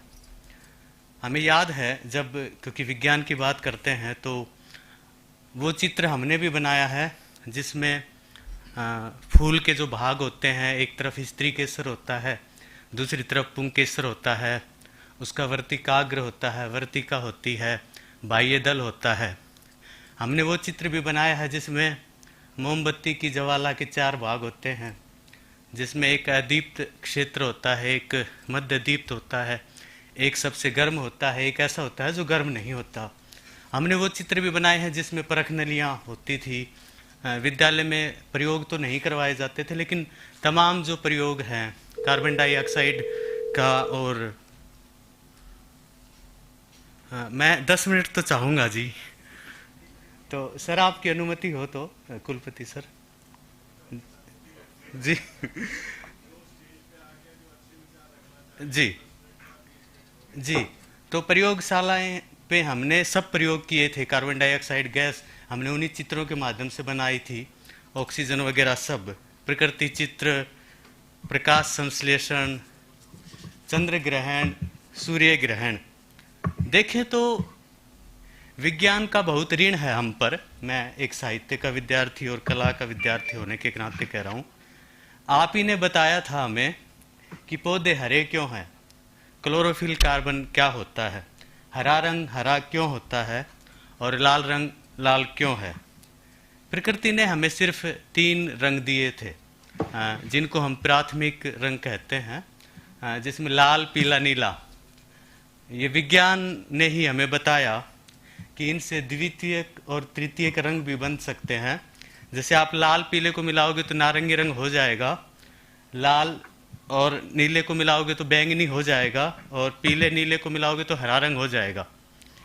हरा पीला मिलाओगे तो लाइट ग्रीन हो जाएगा, और हरे में यदि आप नीला मिलाओगे तो डार्क ग्रीन हो जाएगा। कितने शेड सब मौजूद हैं आप सब जानते हैं। यह सब किसने सिखाया हमें? निश्चित रूप से विज्ञान ने। कला ने आपके जो सिखाए हुए है उसको रूप दिया, और साहित्य जो है उसने भाव दिए। यदि हम पूछते भी हैं कि प्रकाश के आप जो बताते हैं कि 7 रंग कहाँ है, तो जब भी हम कहते हैं कि 7 रंग कहाँ है तो आप हमारे सामने प्रिज्म लाकर रख देते हो और आप कहते हो कि लीजिए ये 7 रंग गिन लीजिए, या आप इंद्रधनुष की तरफ हमारा मुंह कर देते हो कि गिन लीजिए। वो विज्ञान के शिक्षक की बात आज भी याद है जिन्होंने हमें एक सूत्र दिया था इंद्रधनुष के रंगों का विबग्योर। मुझे लगता है आप लोग सब विज्ञान के हैं तो बताने की जरूरत नहीं है विबग्योर में कौन कौन से जैसे रंग हैं। उत्तल और अवतल लेंस आप ही की देन है। आंख पर चढ़ाकर मैं जिन रंगों और आकृतियों की बात कर रहा हूँ, निश्चित रूप से यदि मेरी आंखों पर ये लेंस नहीं होते तो शायद मैं रंगों और आकृतियों को उतने अच्छे से नहीं पहचान पाता। असल में हाँ, हम जिस तरह से चीज़ों को देखते हैं, और मैं अब इसको अपने विश्वविद्यालय से जोड़ता हूँ। एक किस्सा मैं कहता हूँ। और एक बार ब्लॉक 1 में हमें बुलाया गया था। ब्लॉक 1 आप जानते हैं कि साइंस का ब्लॉक है, और कुलपति जी अलग अलग विश्वविद्यालयों के आए थे, कुलपतिगण। उनसे किसी विषय पर विचार चर्चा थी, हम लोग भी उसमें मौजूद थे। हमें लगा कि क्योंकि उसमें जो है थोड़ी देर जब हम बैठे तो हमारे लिए गिलासों में कुछ डलकर आया। हमें लगा कि भाई विज्ञान के ब्लॉक में हैं तो शायद रसायन पिलाकर हमारा स्वागत किया जाएगा। जब हमने वो रसायन पिया तो वो शरबत था। चूँकि होटल मैनेजमेंट उसी ब्लॉक में है तो हमें लगा शायद ये विज्ञान के ब्लॉक में रहने का ही कारण है कि होटल मैनेजमेंट वालों ने भी उस शरबत के रंग में प्रयोग करना सीख लिया था। दूसरा किस्सा मैं कुलपति जी से जुड़ा हुआ बता रहा हूँ। सर मैं माफ़ी चाहूँगा। एक वक्त था जब उनके समय के हम भी अधिकारी हुआ करते थे, और सर को याद होगा कि पेंटिंग को लेकर हमने एक बड़ा आयोजन किया था, अभिव्यक्ति की अपनी राहें, और उसमें सबको कुछ न कुछ बनाना था। हम लोगों ने कुलपति जी को भी एक कैनवास और पेंसिल दी थी। सर आपको याद होगा कि आपने क्या बनाया था? कुलपति सर ने उसी पुष्प का चित्र बनाया था जिसकी मैं बात कर रहा था, जो स्त्रीकेसर और पुंकेसर है। बाद में उसमें ऑयल कलर उसी कमेटी के द्वारा किया गया था, और सर के सामने उसको जब रखा गया उसको ढककर, तो कुलपति जी से कहा गया कि आप इस पे ब्लाइंड सिग्नेचर कर दीजिए, और कुलपति जी ने उस पे सिग्नेचर किए थे बिना देखे। मुझे याद है कि जब कुलपति जी के सामने वो पेंटिंग पूरी रखी गई, तो सर जो मुस्कुराहट उनके चेहरे पर मुझे दिखी, तो वो आज फिर से मुझे देखने को नहीं मिली वैसी मुस्कुराहट। और वो पेंटिंग हमने सर को गिफ्ट की हुई है। मैं जानता हूँ कि सर ने अपने सबसे अच्छे कोने में उस पेंटिंग को जगह दे रखी होगी। उस पे आरसी कुहाड़ के सिग्नेचर हैं, याद है मुझे। कहने का अभिप्राय मेरा यह है कि हम सब के भीतर कई कई रंग हैं, हम सब अपने अपने विषयों में होते हैं, दूसरे विषयों को भी साथ लेकर चलते हैं। मैं विज्ञान से साहित्य को जोड़ता हुआ बात करूंगा। आप किसी भी लैब में अलग अलग विषयों वालों को भेज दीजिए सर, तो आप देखेंगे कि गणित वाला घुसते ये देखेगा कितने रसायन रखे हुए हैं, उसका गणित काम करना शुरू हो जाएगा। अर्थशास्त्र वाला, मैं सर साहित्य का विद्यार्थी होने के नाते अपने जो मतलब दृष्टियां रख रहा हूं सर। अर्थशास्त्र वाला देखेगा कि अर्थ की दृष्टि से आकलन करेगा, मैनेजमेंट वाला बाजार को बीच में लाकर वो करेगा, इतिहास राजनीति वाला कुछ और सोचेगा, साहित्य वाला उसमें जीवन ढूंढने की कोशिश करेगा। क्योंकि साहित्य वाले के लिए धड़कना जरूरी है। आप लोगों के लिए कितनी बार धड़कना जरूरी है? आप लोग उसको संख्या में करते हैं कि स्वस्थ व्यक्ति का हृदय इतनी बार धड़कता है। साहित्य वालों के लिए धड़कना वही महत्वपूर्ण है। जैसे मैं जानता हूं कि होगा आपके लिए पोटाशियम परमैंगनेट KMnO4, हमारे लिए तो वो गुलाबी या बैंगनी रंग का एक घोल है। होगा आपके लिए कैल्शियम ऑक्साइड CaO, हमारे लिए तो सफेद रंग का चूना है। होगा आपके लिए कॉपर सल्फेट CuSO4, हमारे लिए तो नीले रंग का थोथा है। होगा आपके लिए गंधक SO2, हमारे लिए तो पीले रंग का एक पदार्थ है। आप भले ही लाल लिटमस पेपर को क्षार में डालो या नीले लिटमस पेपर को अमल में, हमारे लिए तो सब यह रंगों का एक जादू है। रसोई में जो पदार्थ है उसको आप, जिस पदार्थ को सोडियम क्लोराइड कहते हैं, गृहिणी के लिए वह नमक है और हम लोगों के लिए वह मूल्य की तरह आता है। आप हल्दी को कहते रहें करकुमालोंगा, हमारे लिए तो वो एक बेहतर एक रंग है। सुनते हैं आप कि जो रंगे हाथों पकड़ना मुहावरा विज्ञान की ही देन है। जिन नोटों पर आप जिस तरह से वो एक आप पाउडर लगाते हैं वो फिनोफ्थैलीन करके, तो उससे जो बाद में हाथ धुलवाने पर जो रंग छूटते हैं, तो उसके बाद ही ये मुहावरा अस्तित्व में आता है। मैं एक अपने अनुभव से थोड़ी सी पेंटिंग पे भी बात करूंगा। अपने अनुभव से थोड़ी सी बात वो कहता हूँ कि हमारे साथी केमिस्ट्री के साथी थे। हम लोग चूंकि हिंदी में थे, एक ही जगह से PhD करते थे, तो वो चूंकि सर लैब में काम होता है विज्ञान वालों का हमेशा, हम जितनी बार देखते वो लैब में ही रहते थे, और हम लोग या तो लाइब्रेरी में होते थे या चाय की दुकान पर होते थे। अक्सर वे हमें वो कहते आप कुछ नहीं करते साहित्य वालों को, असली रिसर्च तो हम करते हैं, आर्ट्स वालों को तो इस विश्वविद्यालय से निकाल देना चाहिए। जब हम पढ़ते थे तब वो कहते थे। फिर हम सहजता से उनकी बात करते और हम कहते हम आपके उन रंगों, भावों और प्रभावों को प्रयोगशाला से बाहर लाते हैं जिन्हें आप कभी देख नहीं पाते। और आपकी प्रयोगशाला की 4 दीवारी हैं, हमारी प्रयोगशाला चूंकि समाज है और उसकी कोई 4 दीवारी नहीं है। कहने का अभिप्राय यह है कि मैं इस कार्यक्रम के आयोजकों का बहुत धन्यवादी हूं कि उन्होंने आज विज्ञान दिवस से पेंटिंग जैसे विषय को जोड़ा। और अलग अलग ना देख के ये वक्त ऐसा है कि विज्ञान और साहित्य को मिल जाना चाहिए, कलाओं को मिल जाना चाहिए। बहुत सारी चीजें आप देख नहीं पाते, वो दूसरे लोग देखते हैं। और जो पेंटिंग के विषय थे वो वही थे जो कि भाषण के विषय थे।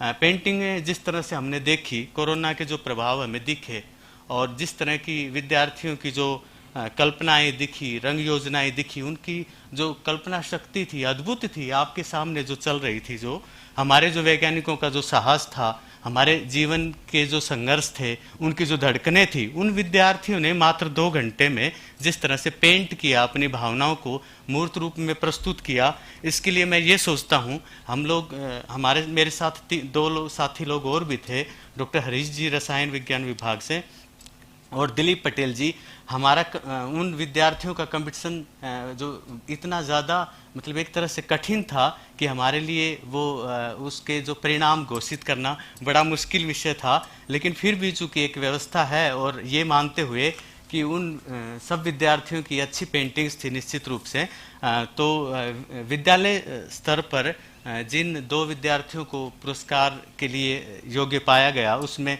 एक सुमित कुमार हैं, राजकीय वरिष्ठ माध्यमिक विद्यालय नांगल चौधरी से, वो द्वितीय स्थान पे आए, और इसमें प्रथम स्थान पर देवांश जांगड़ा जी हैं। ये लैंडमार्क इंटरनेशनल स्कूल, जगह का नाम लिखा नहीं है। और मैं एक यह भी बताना चाहता हूं कि जो निर्णायक थे उन्होंने सिर्फ कोड नंबर से वो किया है, ये बाद में हमारे पास नाम आए हैं, हमें सिर्फ कोड नंबर से हमने देखा है। महाविद्यालय स्तर पर जिसमें अलग अलग जो आई एंट्रियां, उसमें जो तृतीय स्थान है वो पूजा है, राजकीय महाविद्यालय बहादुरगढ़ से, और द्वितीय जो है वो प्रमीला है, छाजूराम मेमोरियल कॉलेज हिसार से। पहला जो है वो अंजलि यादव है, वो राजकीय महिला महाविद्यालय फरीदाबाद से। अब मैं विश्वविद्यालय के स्तर पर आता हूं, और इसमें जो तीसरा जो पुरस्कार जाता है वह रसायन शास्त्र विभाग के विद्यार्थी को जाता है। उनका उस विद्यार्थी का नाम है वैशाली। द्वितीय जो पुरस्कार है वो अक्षत कांत, विद्युत अभियांत्रिकी विभाग, हमारे विश्वविद्यालय से हैं। और पहले रूप में जो प्रथम स्तर पर जो हैं वो वंशिका हंडूजा हैं, वो रसायन शास्त्र विभाग से हैं। आप लोगों का धन्यवाद और इन सब को विजेताओं को बधाई। शुक्रिया। Welcome back, Professor Whitelaw. We apologize for the delay. Please go ahead.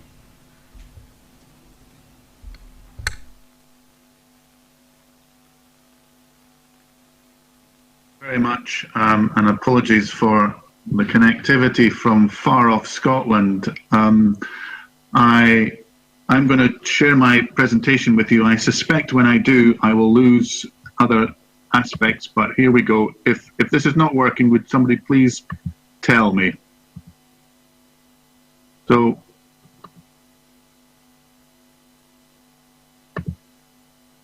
I'm a genetic engineer, as Satish told you, and we deal with small bits of DNA in our bodies and the bodies of animals, and I want my talk to sort of start off by explaining what DNA is and how we use variation in DNA to help us in many aspects of life, but the aspect of life that I'm going to focus on relates to agriculture and animals.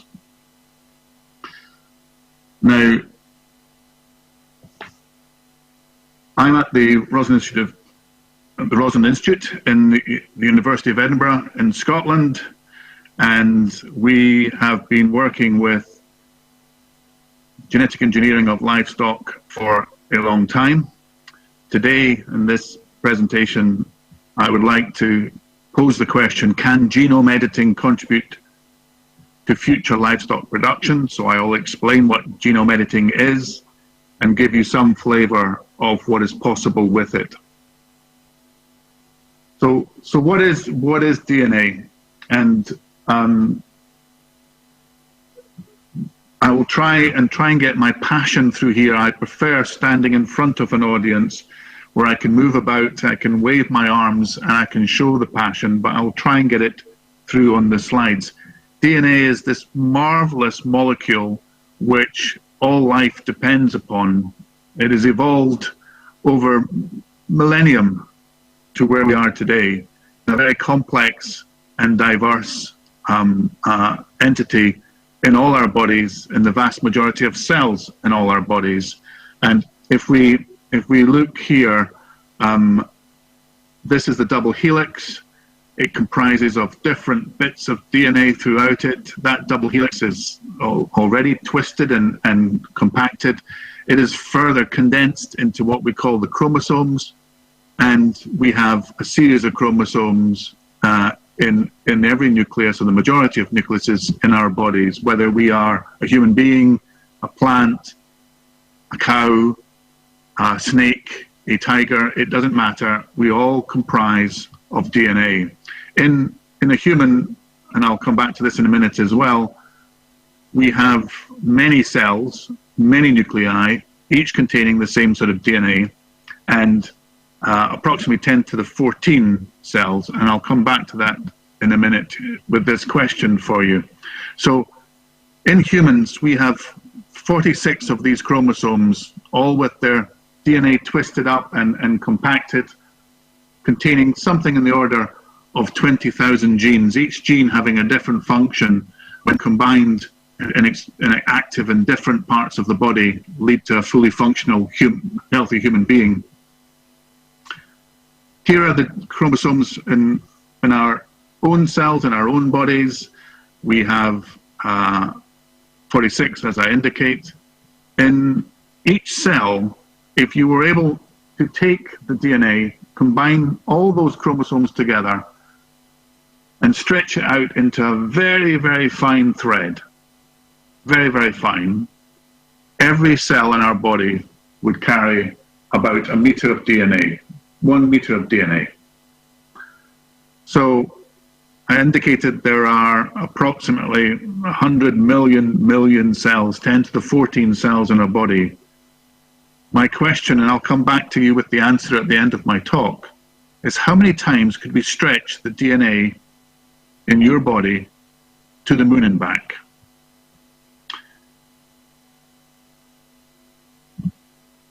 So we have all this wonderful DNA, and it is the blueprint of life. It is what we are. The DNA in an individual comprises a lot of what that individual's characteristics are. Not all of it. The environment, the nurturing, and the whole part of the ecosystem that individual exists in molds the individual, but it molds it on this blueprint of DNA. So within one cell, in that 1 meter of DNA, we have approximately 3 times 10 to the 9 base pairs, A, C, T, and G. And we have 10 to the 9 of them in a pattern throughout the whole genome, and each person's pattern differs from another's. We have developed tools to sequence those 10 to the 9 base pairs. We can find out the entire pattern of those bases, those 4 bases in an organism. And we have very clever machines now that will do this very quickly. And we can read the genome of any organism that we want to. And there are efforts around the world to sequence the entire list of genomes of all organisms. It's a tall, ambitious goal, but we have the technology to do it. So we can read the genome. And we've been able to do this for 30 plus years. Initially, very slowly, very painfully. One of my colleagues did his PhD thesis on sequencing part of a virus. We can now sequence entire mammalian genomes overnight.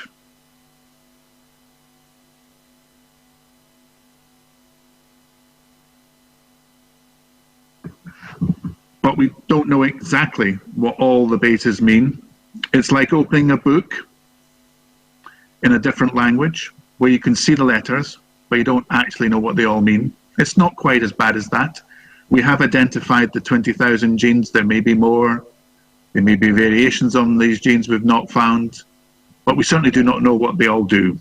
But we can read that DNA and have been able to do so for decades.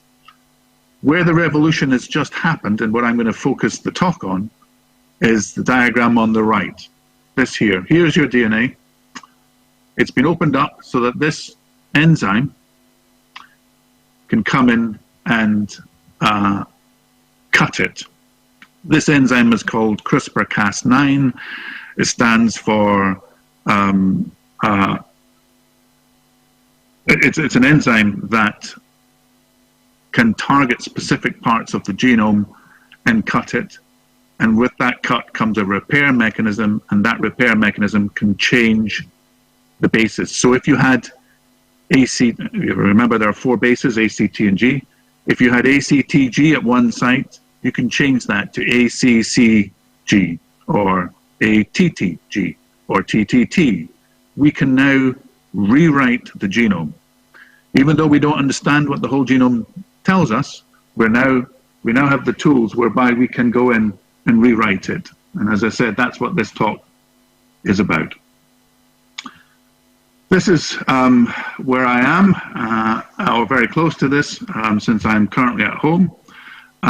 This is the Rosen Institute. This is our Rosen Institute veterinary campus here, where we have about 1,000 scientists all looking at different ways to use genetics to improve and enhance animals, livestock around the globe.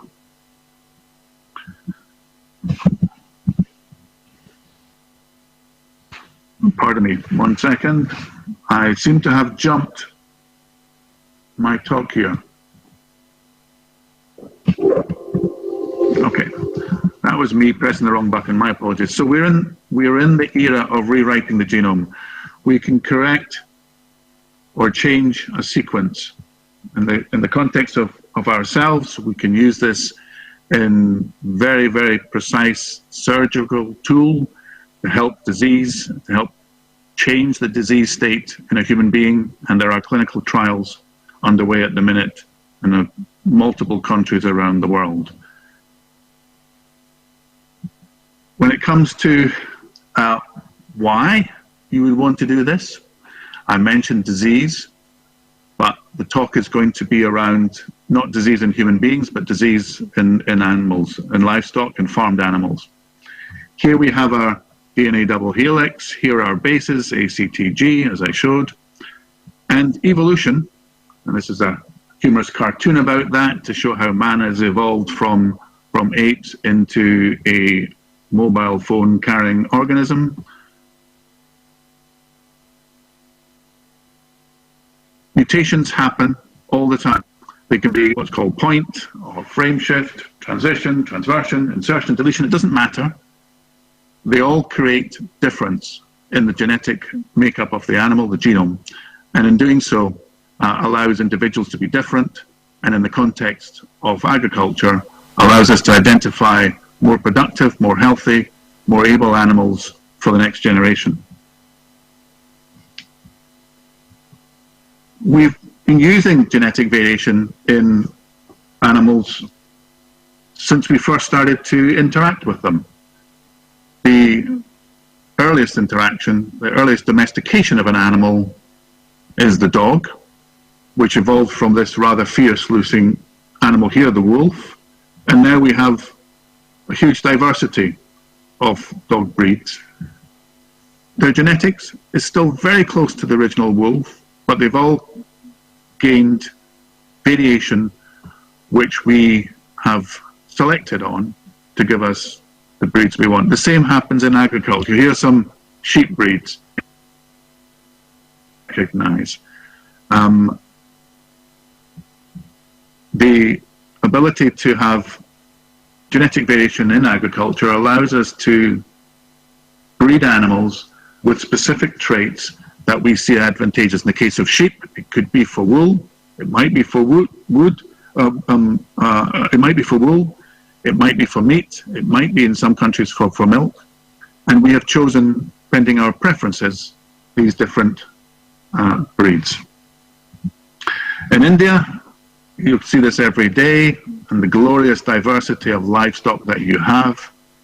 A picture here of some of the iconic Indian animals. Perhaps best known outside of India is the Gir and the Sahiwal, but all carry different traits which make them desirable for the individual farmer's use and societal use. I've also put in a picture of a dwarf bovine that comes out of Karnataka called the Maldagida. Now, that's a picture of myself standing beside one of these animals when I visited Bangalore and NIDR a few years ago. I'll come back to the Maldagida because it comes into the story right at the end to indicate us the direction we might want to go in when it comes to using the powerful genome editing tools that we have available to ourselves. So domestication has happened for thousands of years ago. I mentioned the dog. We've got our very recognized livestock animals here, but all the way up to present day. What's missing from this is agriculture, and it would be here if we put agriculture on. It's only recently that we've really started to try and domesticate fish species and other aquatic organisms. What does domestication mean? It means tailoring the animal for societal need, tailoring the animal for the benefit of the farmer and the benefit of food production. And we call this selective breeding. Selective breeding is based upon the genetic variation in the animal population you're dealing with. We've been doing selective breeding for thousands and thousands of years. These are just pictures showing man's relationship with animals, paint art on caves around the globe, an artistic impression of a Mesolithic farm showing you a variety of animals around there. Initially, we bred animals for their temperament. We didn't want them to be too aggressive. We didn't want them to charge around our small holding. Indeed, many farmers still benefit from that trait of passivity. We breed them for social structure. We want to have a herd or a population. It may be small, it may be large, but we want them to co-work together and co-live together. And that was one of the initial ones. We basically bred them to be able to be held in captivity associated with ourselves, in some cases even living with ourselves in the houses that we occupied. It took until a few hundred years ago before we really made any difference, but beyond just taking animals from the wild and selecting the one that we could have the right temperament and the right social structure. About 300 years ago in the United Kingdom, it was this chap, but other people around the world did similar. Robert Bakewell did what he called the in and in, where he identified a male animal and a female animal that had the characteristics he wants, and he bred them selectively together, selective breeding. Up until then, farmers just let the animals breed whatever happened. If a disease came through, he would breed from the ones that survived. If he lost his animals, he would try and get some from a neighbor. We've come a long way from that Mesolithic environment. We've come a long way from Robert Bakewell and the idea of the in and in. We now use genetic markers, or SNPs perhaps, where we've got a specific base change in the genome, which we can identify by sequencing. We look at them through pedigrees, looking back to grandparents, and these genetic markers allow us to use what's called marker-assisted selection. They signpost the genetics associated with a trait. They will not necessarily underlie that trait, but there is a high probability that this marker will co-segregate in a population with the trait that's desired, be it high milk production, be it disease resistance, or some other trait. But we don't have many of these, and it still is quite a cumbersome approach. Well, we're now stepped far forward from there. I indicated early on that we can sequence the entire genome, and that's exactly what we do. We put the entire genome sequence, all those A, C, T's and G's, all 3 times 10 to the 9 of them, into our selection algorithms. We do this from what are called training herds or training populations, and we can actually predict the genetic merit of an animal at birth from what its parents' genetics are, with reference back to the training population. We've come a long way from just looking at an animal and saying it looks good. We can now use the entire genetic makeup of the animal in our selection of the next generation. And this works really well. It uses clever algorithms. This is one from a company called Genus PIC. It incorporates into those algorithms different parameters, which we can calculate in different ways and have great information, but it's largely based on genomic sequence and the correlation back to trait and that training population. And this graph here shows you the improvement within the US Holstein Friesian dairy herd between 1960 and the turn of the century. And there's a gradual increase of overall milk production from these animals based on genetic sequencing, based on understanding and being able to read the genome of an animal. So why would we want to do anything different? Why would we want to use this wonderfully powerful new technology called genome editing, which allows you to rewrite the genome? Why would you want to do that? Well, I'm going to show you 2 slides to try and get across the message. They are an approximation of genetics, but they get the message across. So if in this family, father has one genotype and mother has another, and the genotype we're talking about is black stripe, or stripe should I say. Father has the gene for stripe, but it's horizontal, while mother has the gene for stripe, but it's vertical. And their offspring carry a bit of both. In this case, crisscross. If we wanted in this offspring a yellow stripe, this mum and dad are no use. Dad has black stripe, mum has black stripe. We want yellow stripe. We can wait for evolution to create the genetic variation in the gene underlying color stripe. That could happen today, it could happen in 10,000 years' time, it could happen anywhere in any animal, but it's random and we cannot control it. Alternatively, we can use this ability to rewrite the genome, go in, cut the DNA, change the bases at the site of the DNA cut to give us yellow. So if I go back up the slides, I'm going to go back up 2 slides a second. There we go. Although we're good at doing this, all we can do with these wonderful numerical tools is select on the variation that exists within the population. With genome editing, we can now create that variation, so we can add to the variation that exists within a population of animals. And we have a range of tools to do this with, and some of these names may be familiar to you. The first generation was based around meganucleases and was really quite clumsy. In fact, when these were developed, many people thought they were very elegant, and they are very precise, and they are elegant to a certain extent, but they are still clumsy.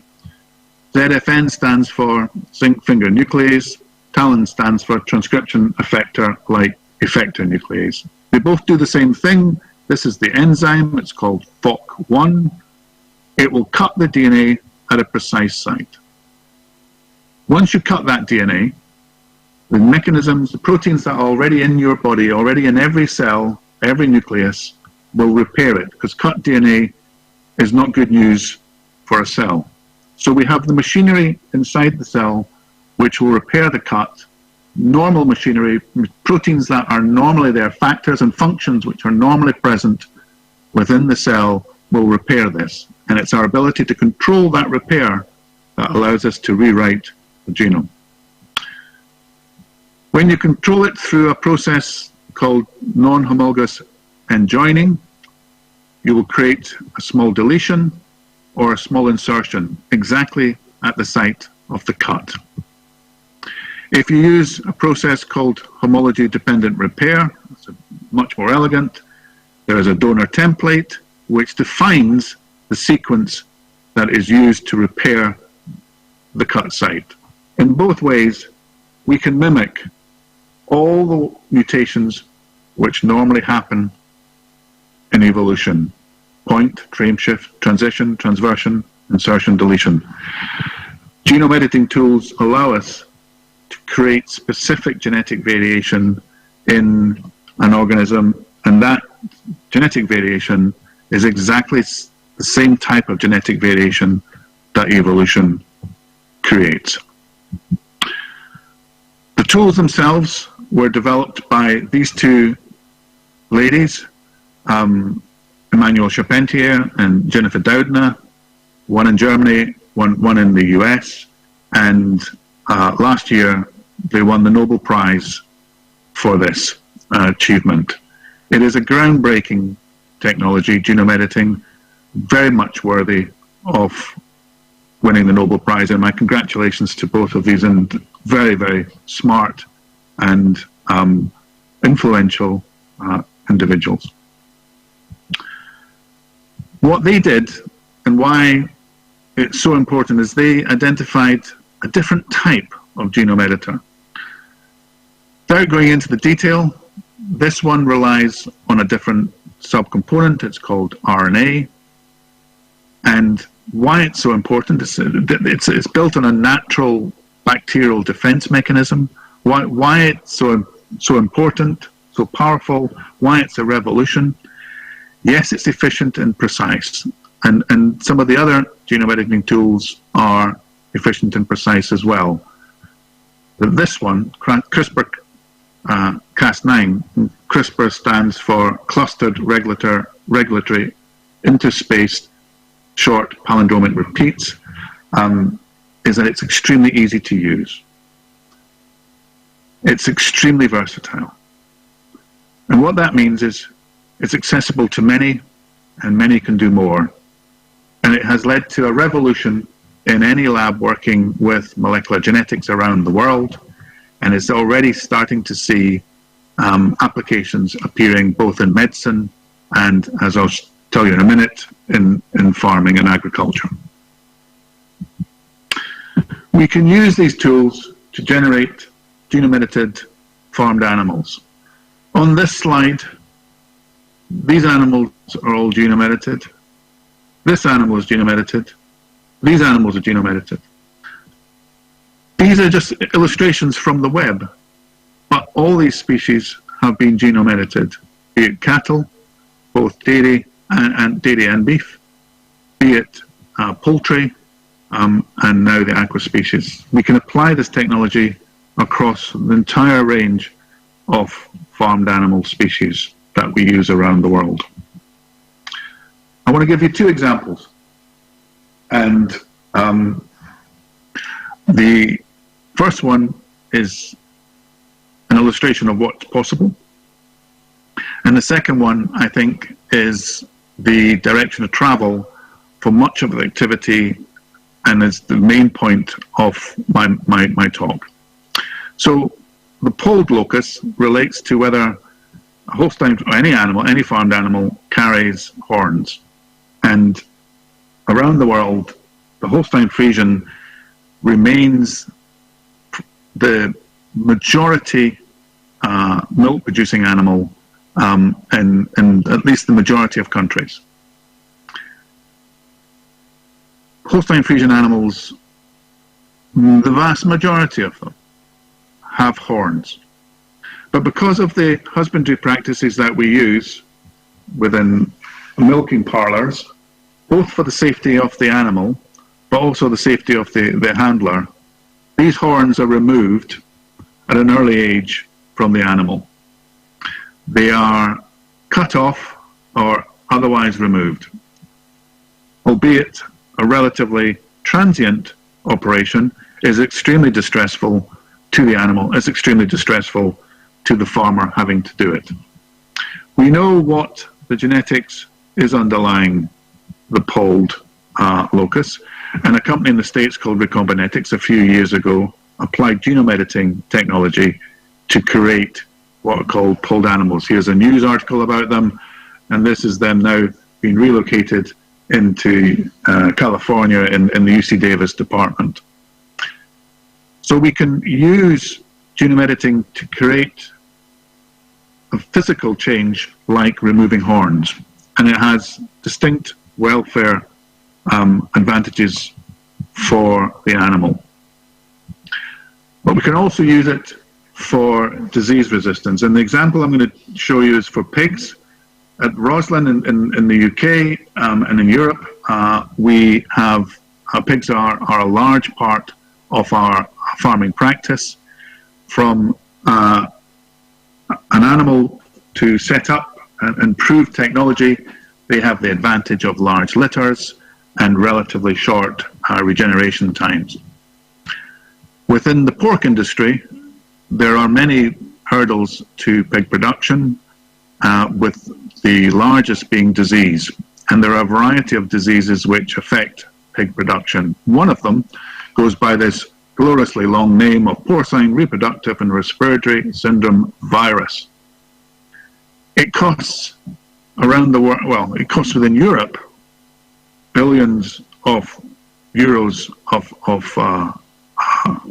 wasted production, and that doesn't even start to indicate the hardship of the farmers who have farms decimated with this virus, and obviously the actual welfare implications for the animals that are infected, a large proportion of which will die. We don't have an effective vaccine. We have vaccines, but they're not truly effective. And this remains globally one of the largest pig viruses, biggest impact pig viruses that we have. We know a little bit about the virus. We know that to get into a cell in the pig, and this virus only infects pigs, it interacts with this protein here, shown in diagram. The protein's called CD163. Here is your cell wall, cell membrane, and the protein goes across that into the cell, but sticks out into the body of the animal. The virus comes along and interacts with domain 5. This has been known because we've, in the lab, mutated each of these domains or deleted these domains to identify what their function is.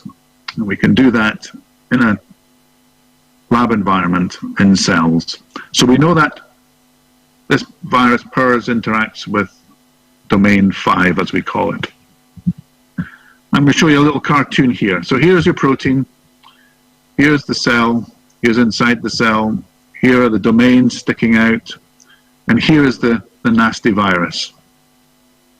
It comes along, it binds onto 5, that then leads to it being introduced into the cell and the devastating disease that follows. So we come along with our genome editing tools, these scissors that can cut specific parts in the genome, and we remove the bit of the DNA, the bit of the gene, it's called an exon, that encodes for domain 5. We just remove it.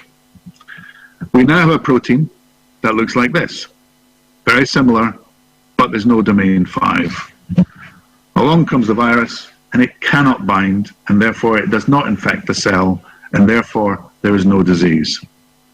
That was the theory, that was the hypothesis, and I'll show you some slides which indicate what happened. Here are our large white pigs, which carry 3 different genotypes. This is the what we call experimentally wild type, but the non-edited genotype shown here in this blot of protein to show that our CD163 is there, and shown in this histogram the level of that protein. This is a control to indicate that the lanes are evenly loaded. This animal is heterozygous. 1 copy of CD163 lacks domain 5, and the other is what we call wild type. There's the wild type there, and there's the shorted one with the deleted domain 5. This animal here is homozygous for that deletion. No wild type protein, just the smaller one. You don't need to focus on the detail here, just look at the colors and the shapes.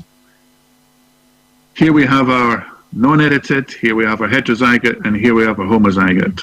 And what we're asking here is, will the protein traffic to the cell surface within the cell in the same manner?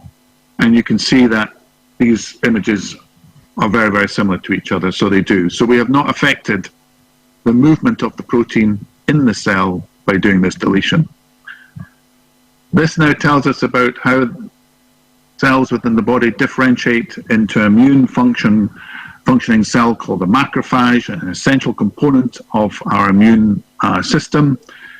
And again, you don't need to worry about the detail. Here is our non-edited, here is our heterozygote, and here is our homozygote. The images are just about superimposable upon each other. We have not affected the ability of pigs carrying a CD163 deletion 5 to move for cells to differentiate into macrophages. We don't know all the functions of this protein, but we know one of the functions, and that is its ability to uptake hemoglobin and heptoglobin. And again, you can see that in essence, the images are very, very similar. We've taken from this that removing domain 5 from CD163, at least in normal cellular function, has no effect on the characteristics or the ability of that cell to use CD163. This is the important graph. This is the graph that shows you the amount of virus that is present within a pig after infection with the PRRS virus, experimental infection with the PRRS virus. Here in red is our non-edited animals. Here in blue is our heterozygote, so one of the CD63s lacks domain 5, but the other does not. And you can see that shortly after infection, there is a large increase in virus titer. Down the bottom, we can see cells from animals that have a CD163 that lack domain 5, and you can see that there is no viral titer there at all. We've looked at a variety of characteristics associated with the disease, and to date, they all show that animals which lack domain 5 of CD163 but otherwise are entirely the same as the non-edited animal do not show any symptoms upon PRRS infection. So in doing so, we've generated the first genome-edited livestock that are able to resist the PRRS virus. To date, there has been no natural breeding, traditional breeding environment which has produced such an animal. And we're now looking at a variety of other viral diseases in pigs, African swine fever, classical swine fever, this coronavirus, and influenza. More importantly, we're looking at avian influenza in poultry, and we believe we have got some very strong genetic targets to edit, and we're working on that at the moment.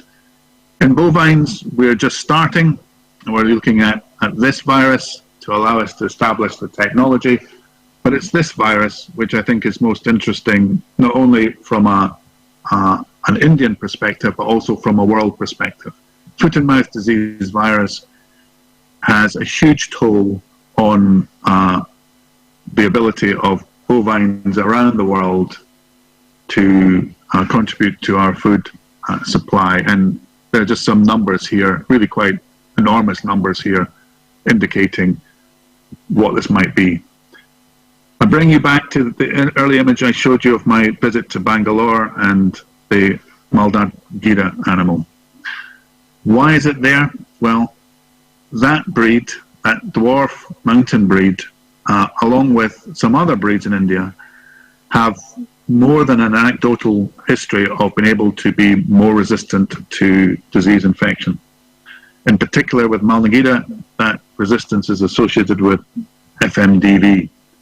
If we understood the genetics in this glorious little animal here, we might be able to identify the equivalent to the CD163 for PRRS in pigs, and we might be able to edit that into cattle, rendering them less susceptible to foot and mouth disease.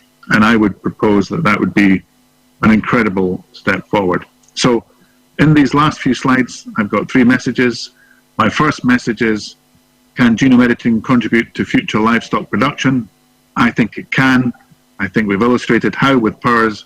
I think with influenza, with coronavirus, with FMDV, we have some really big challenges to go after, and I'm personally very enthused to do so, and I would love that on the back of this presentation to Central University in Haryana, that some individuals there might want to see this as a direction of travel for their careers too.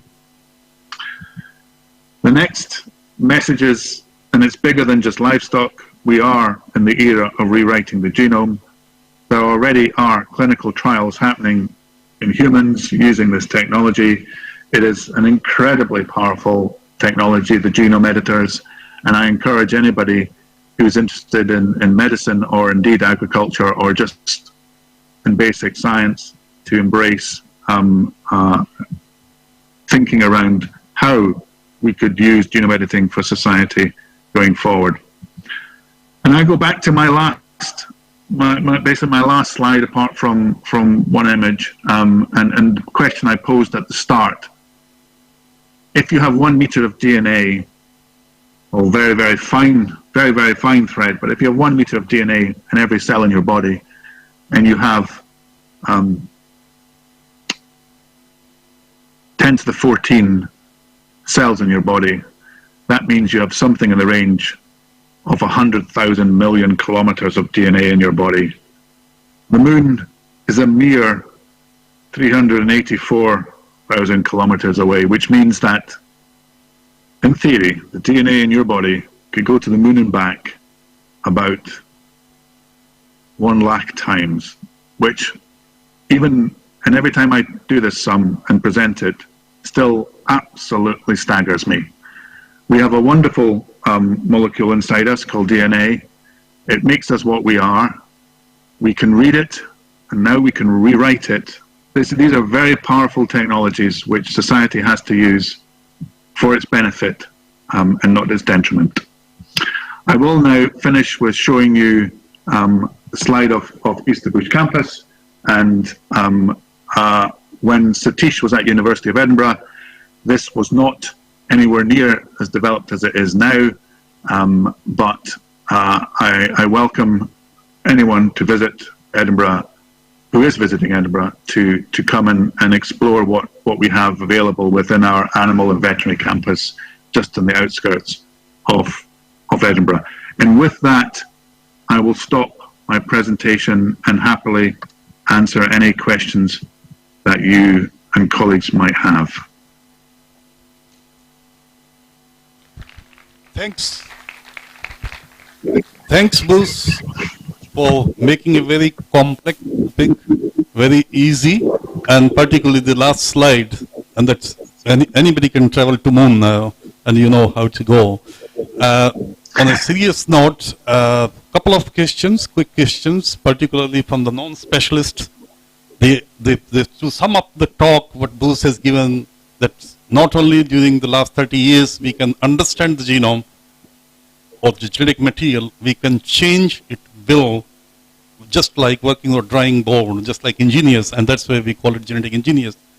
So, a couple of quick questions, if some of the colleagues have.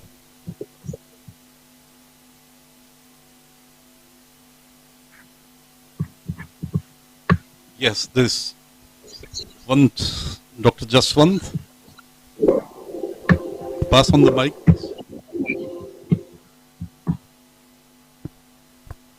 Yeah. Hello. Back. Look on the other side. The speakers you can see them. Yeah. Yes. Good morning, Professor Bruslow. It was a very nice talk. And my question to you is that... Dr. Jaswant, could you please turn back? Yeah. You can face That's yeah. a new etiquette. So, my question to you was that when we are talking about this genome editing, so what are the ethical issues which which you think we might face? Because we do not want to make, for example, some superhumans or some super animals. Like we do not want to turn a dog into a tiger, right? So what do you think we shall be doing? Yeah, thanks. So thank you, and it's a question which many people ask about the ethics of these tools. So I have two answers. I'll come to the short one later, but the real answer is many people, many organizations around the world are looking at these tools and asking how we can use them and how we can use them ethically. And obviously when it comes to working with animals where we have a duty of husbandry and care to them, we have to ask questions around the ethics of that. My personal feeling is that what these tools are doing is creating genetic variation which will be useful for our society. Genetic variation happens normally. It's part of evolution. It's a normal process. We are doing it in a very targeted manner. I see the ethics as being lessened by the fact that these tools are addressing or creating variation which happens normally. So the question is more not so much what the tools can do, and I'll come back to this in a minute, but how could it affect, how could it alter our farming environment, our farming actions, and whether that change to farming is ethically good or ethically not good. And that's a very complex question which many groups are involved in. In the United Kingdom, the lead on the discussion is by the Nuffield Council. I'm part of that working group, and we will hopefully publish a document later this year giving some thinking into that. But my shorter answer is technology itself is neutral. Technology itself does not carry direction, it just gives ability. It's how society puts that technology into use that carries ethical considerations. And in that regard, the use of genome editing within either human medicine or in agriculture is neutral. It's what we choose to use it for which carries the ethics. And if I again go back to the examples we're talking about, I'm very comfortable with the ethics around using genome editing to create healthier animals for our farming community. Thank you. Thank you. Thank you. Thank you, Professor Bruce. It was a wonderful talk again. And my question is, what if the Cas9 itself is broken soon by a new virus? Is it audible? Could you hear me? So, yeah. I think the question is what happens if the Cas9 is hijacked by some other mobile element. Right. Sooner it would happen, right? So wait and see yourself. Yeah. Thank you. So there are two technical strategies of delivering the Cas9. One is you use it as an encoded gene, which can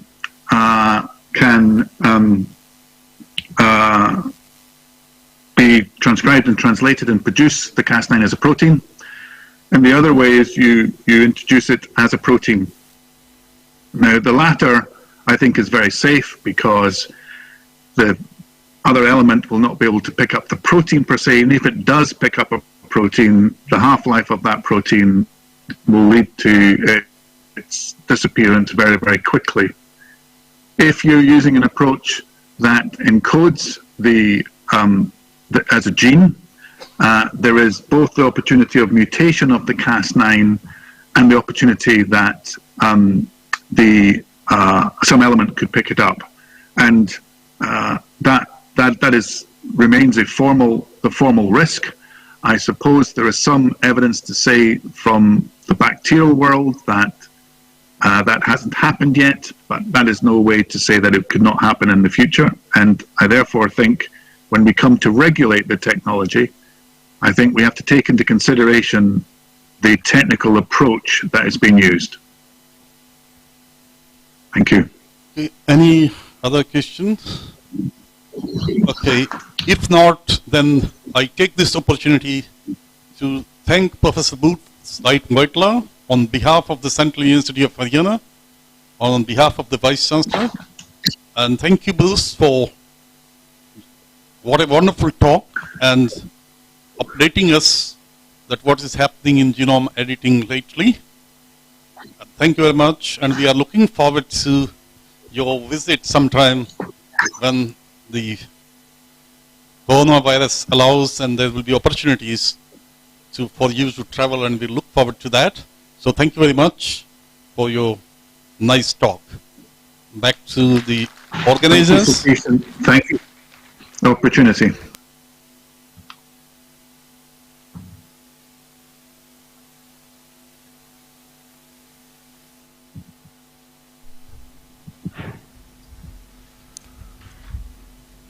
I think that was a very wonderful lecture, and we learnt how domestication, in fact domestication of animals and plants has propelled a lot of scientific discoveries in biology, including the discovery of Mendel's laws. He was actually assigned this problem because Europe was very much interested in exploring how breeding, how sheep can be bred and how better animals and plants can be bred. Now, as we are ending towards this program, I would like to request Professor Deepak Pant to kindly come on the stage and give the formal vote of thanks.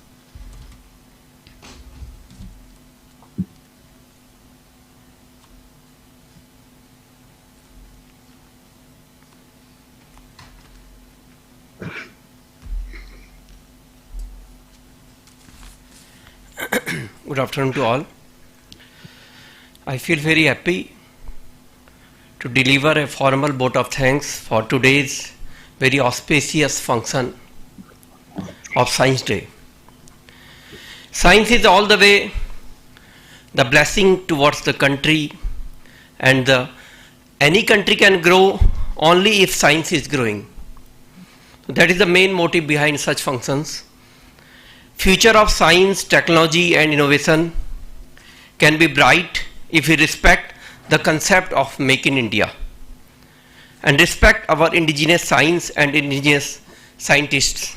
In fact, I request all the participant students, our worthy colleagues, to improve their thinking, work for some keen or some specific observation. Then the main motive behind our today's event is to nurturing the science. And our university has been continuously involved in these such kinds of functions under the dynamic leadership of our worthy Vice Chancellor Professor R.C. Kuahad, who is the pattern of this program, who is the main inspiration behind this program. We thank you very much for the core of our heart. Thank you, sir. I also express my gratitude to our invited speaker of the program, Professor Bruce Whitelaw from the Roslin Institute of Genesis, Chair of Animal Biotechnology, UK, and Professor Avneesh Agrawal from the Indian Institute of Technology, Kanpur, for their motivational talks. I feel very much admired for our team, starting from our convener, Professor Satish Kumar, Dean, School of Interdisciplinary and Applied Sciences, organizing secretaries, Dr. Rajesh Kumar Gupta, HOD, Department of Mathematics, and Dr. Aswini Kumar from the Department of Nutrition Biology for their restless working toward the planning and execution of each and every step of the program. A big applause for him.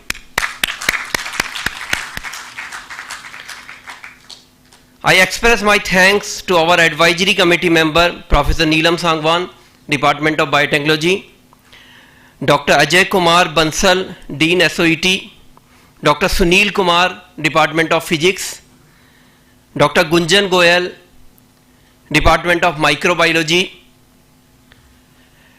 Also thankful to our committee member, Dr. Pawan Kumar from Department of Mathematics, Dr. Jaswant Yadav, Department of Physics, Dr. Anup Yadav from BVOC, Mr. Sundarlal Sarma, Assistant Registrar Examination and Desk, Mr. Salinder PRO for our school level competition. They nicely coordinate each and everything. A big applause for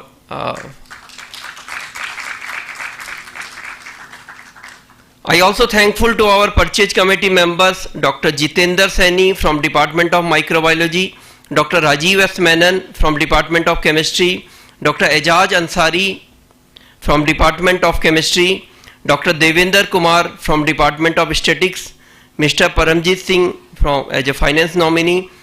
I am thankful to our stage management committee who is involving Dr. Pawan Maurya from Department of Biochemistry, Dr. Surinder Singh, Department of Microbiology, Dr. Namrata Dhaka from Department of Biotechnology again, Dr. Swati Chaudhary from Physical Education, Dr. Vikas from DTHM for the successful organization of a big applause for him also. For the successful organization of declamation, speech and the painting competition, I express my thanks to the committee member involving Dr. Vinod Kumar, Department of Chemistry, Dr. Gunjan Goyal from Department of Microbiology, Dr. Tejpal Deva from Department of Nutrition Biology, Dr. Indrajit Kaur from Department of Biotechnology. And for painting and online works, I am thankful to our committee member involving Dr. Aswani Kumar, Dr. Kapil Kumar from Department of Statistics, Dr. Ravinder Singh, Department of Statistics, Dr. Kheraj, Department of Geography, and Mr. Tarun Kumar, School of Engineering and Technology. I also express my thanks for the Mr. Amit Seron and his team member Sanjay, Rohit and other from the IT cell. A big applause for him also. The success of this event cannot be completed without a judicious team of our judges, whose time-bound dedication would be greatly acknowledged. I am grateful to our team of judges, namely Dr. Amit Kumar from Department of Hindi, Dr. Dilip Patel from Department of Education, Dr. Harish Kumar from Department of Chemistry, Dr. Bijender Kumar from Biotechnology, Dr. Reenu Yadav from Department of Education, Dr. Manoj Kumar from Department of English, Dr. Sudeep from Department of English, Dr. Jaswant Kumar from Department of Physics, and Dr. Siddharth from Department of Hindi. A big applause for him. I am also thankful for the DTHM department involving for the nice arrangement of tea and snacks for us. Also, I am thankful to the GMC department, Mr. Rishikant or Akhila ji, Alekha ji, sorry, Alekha ji for his contribution. Thank you very much. I am also thankful to our finance officer Manoranjan Tripathi ji for your gracious presence. I am also thankful for the contribution of all the volunteer students from mathematics and any other department for their dedication. I thank all from the core of my heart. I am also thankful to the principals and the staffs of the colleges, school and colleges who take their pain and involve to our this Science Day program and give us a kind of success out of that. Thank you to our school and college participant also. Last but not the least, I am thankful to each one of our, towards the core of my heart, for their presence in the program. And I am apologize if I am missing any name. Dr. Gupta, it's okay? Yeah. Okay, thank you very much. I think you have missed one, and we must thank Professor Pant for being a nice colleague and bearing with us. And he has been doing silently whatever you are seeing, that he has great contribution, so we thank him. And particularly, from my side, the special mention to the team, IT team, and Amit. When there was a crisis, not only solved it, but he solved it very calmly. And again, Namrata trying to coordinate and not people realizing that there is a crisis, and she used the opportunity to show the slides. Thank you very much to everybody.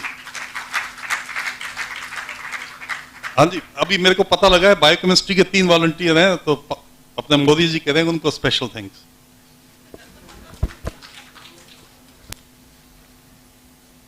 Now I request all to rise for the national anthem. जनगण मन अधिनायक जय हे भारत भाग्य विधाता. पंजाब सिंध गुजरात मराठा द्राविड उत्कल बंगा. विंध्य हिमाचल यमुना गंगा उच्चल जलधि तरंगा. तव शुभ नामे जागे, तव शुभ आशीष मांगे. गाहे तव जय गाथा. जन गण मंगलदायक जय हे भारत भाग्य विधाता. जय हे जय हे जय हे. जय जय जय जय हे.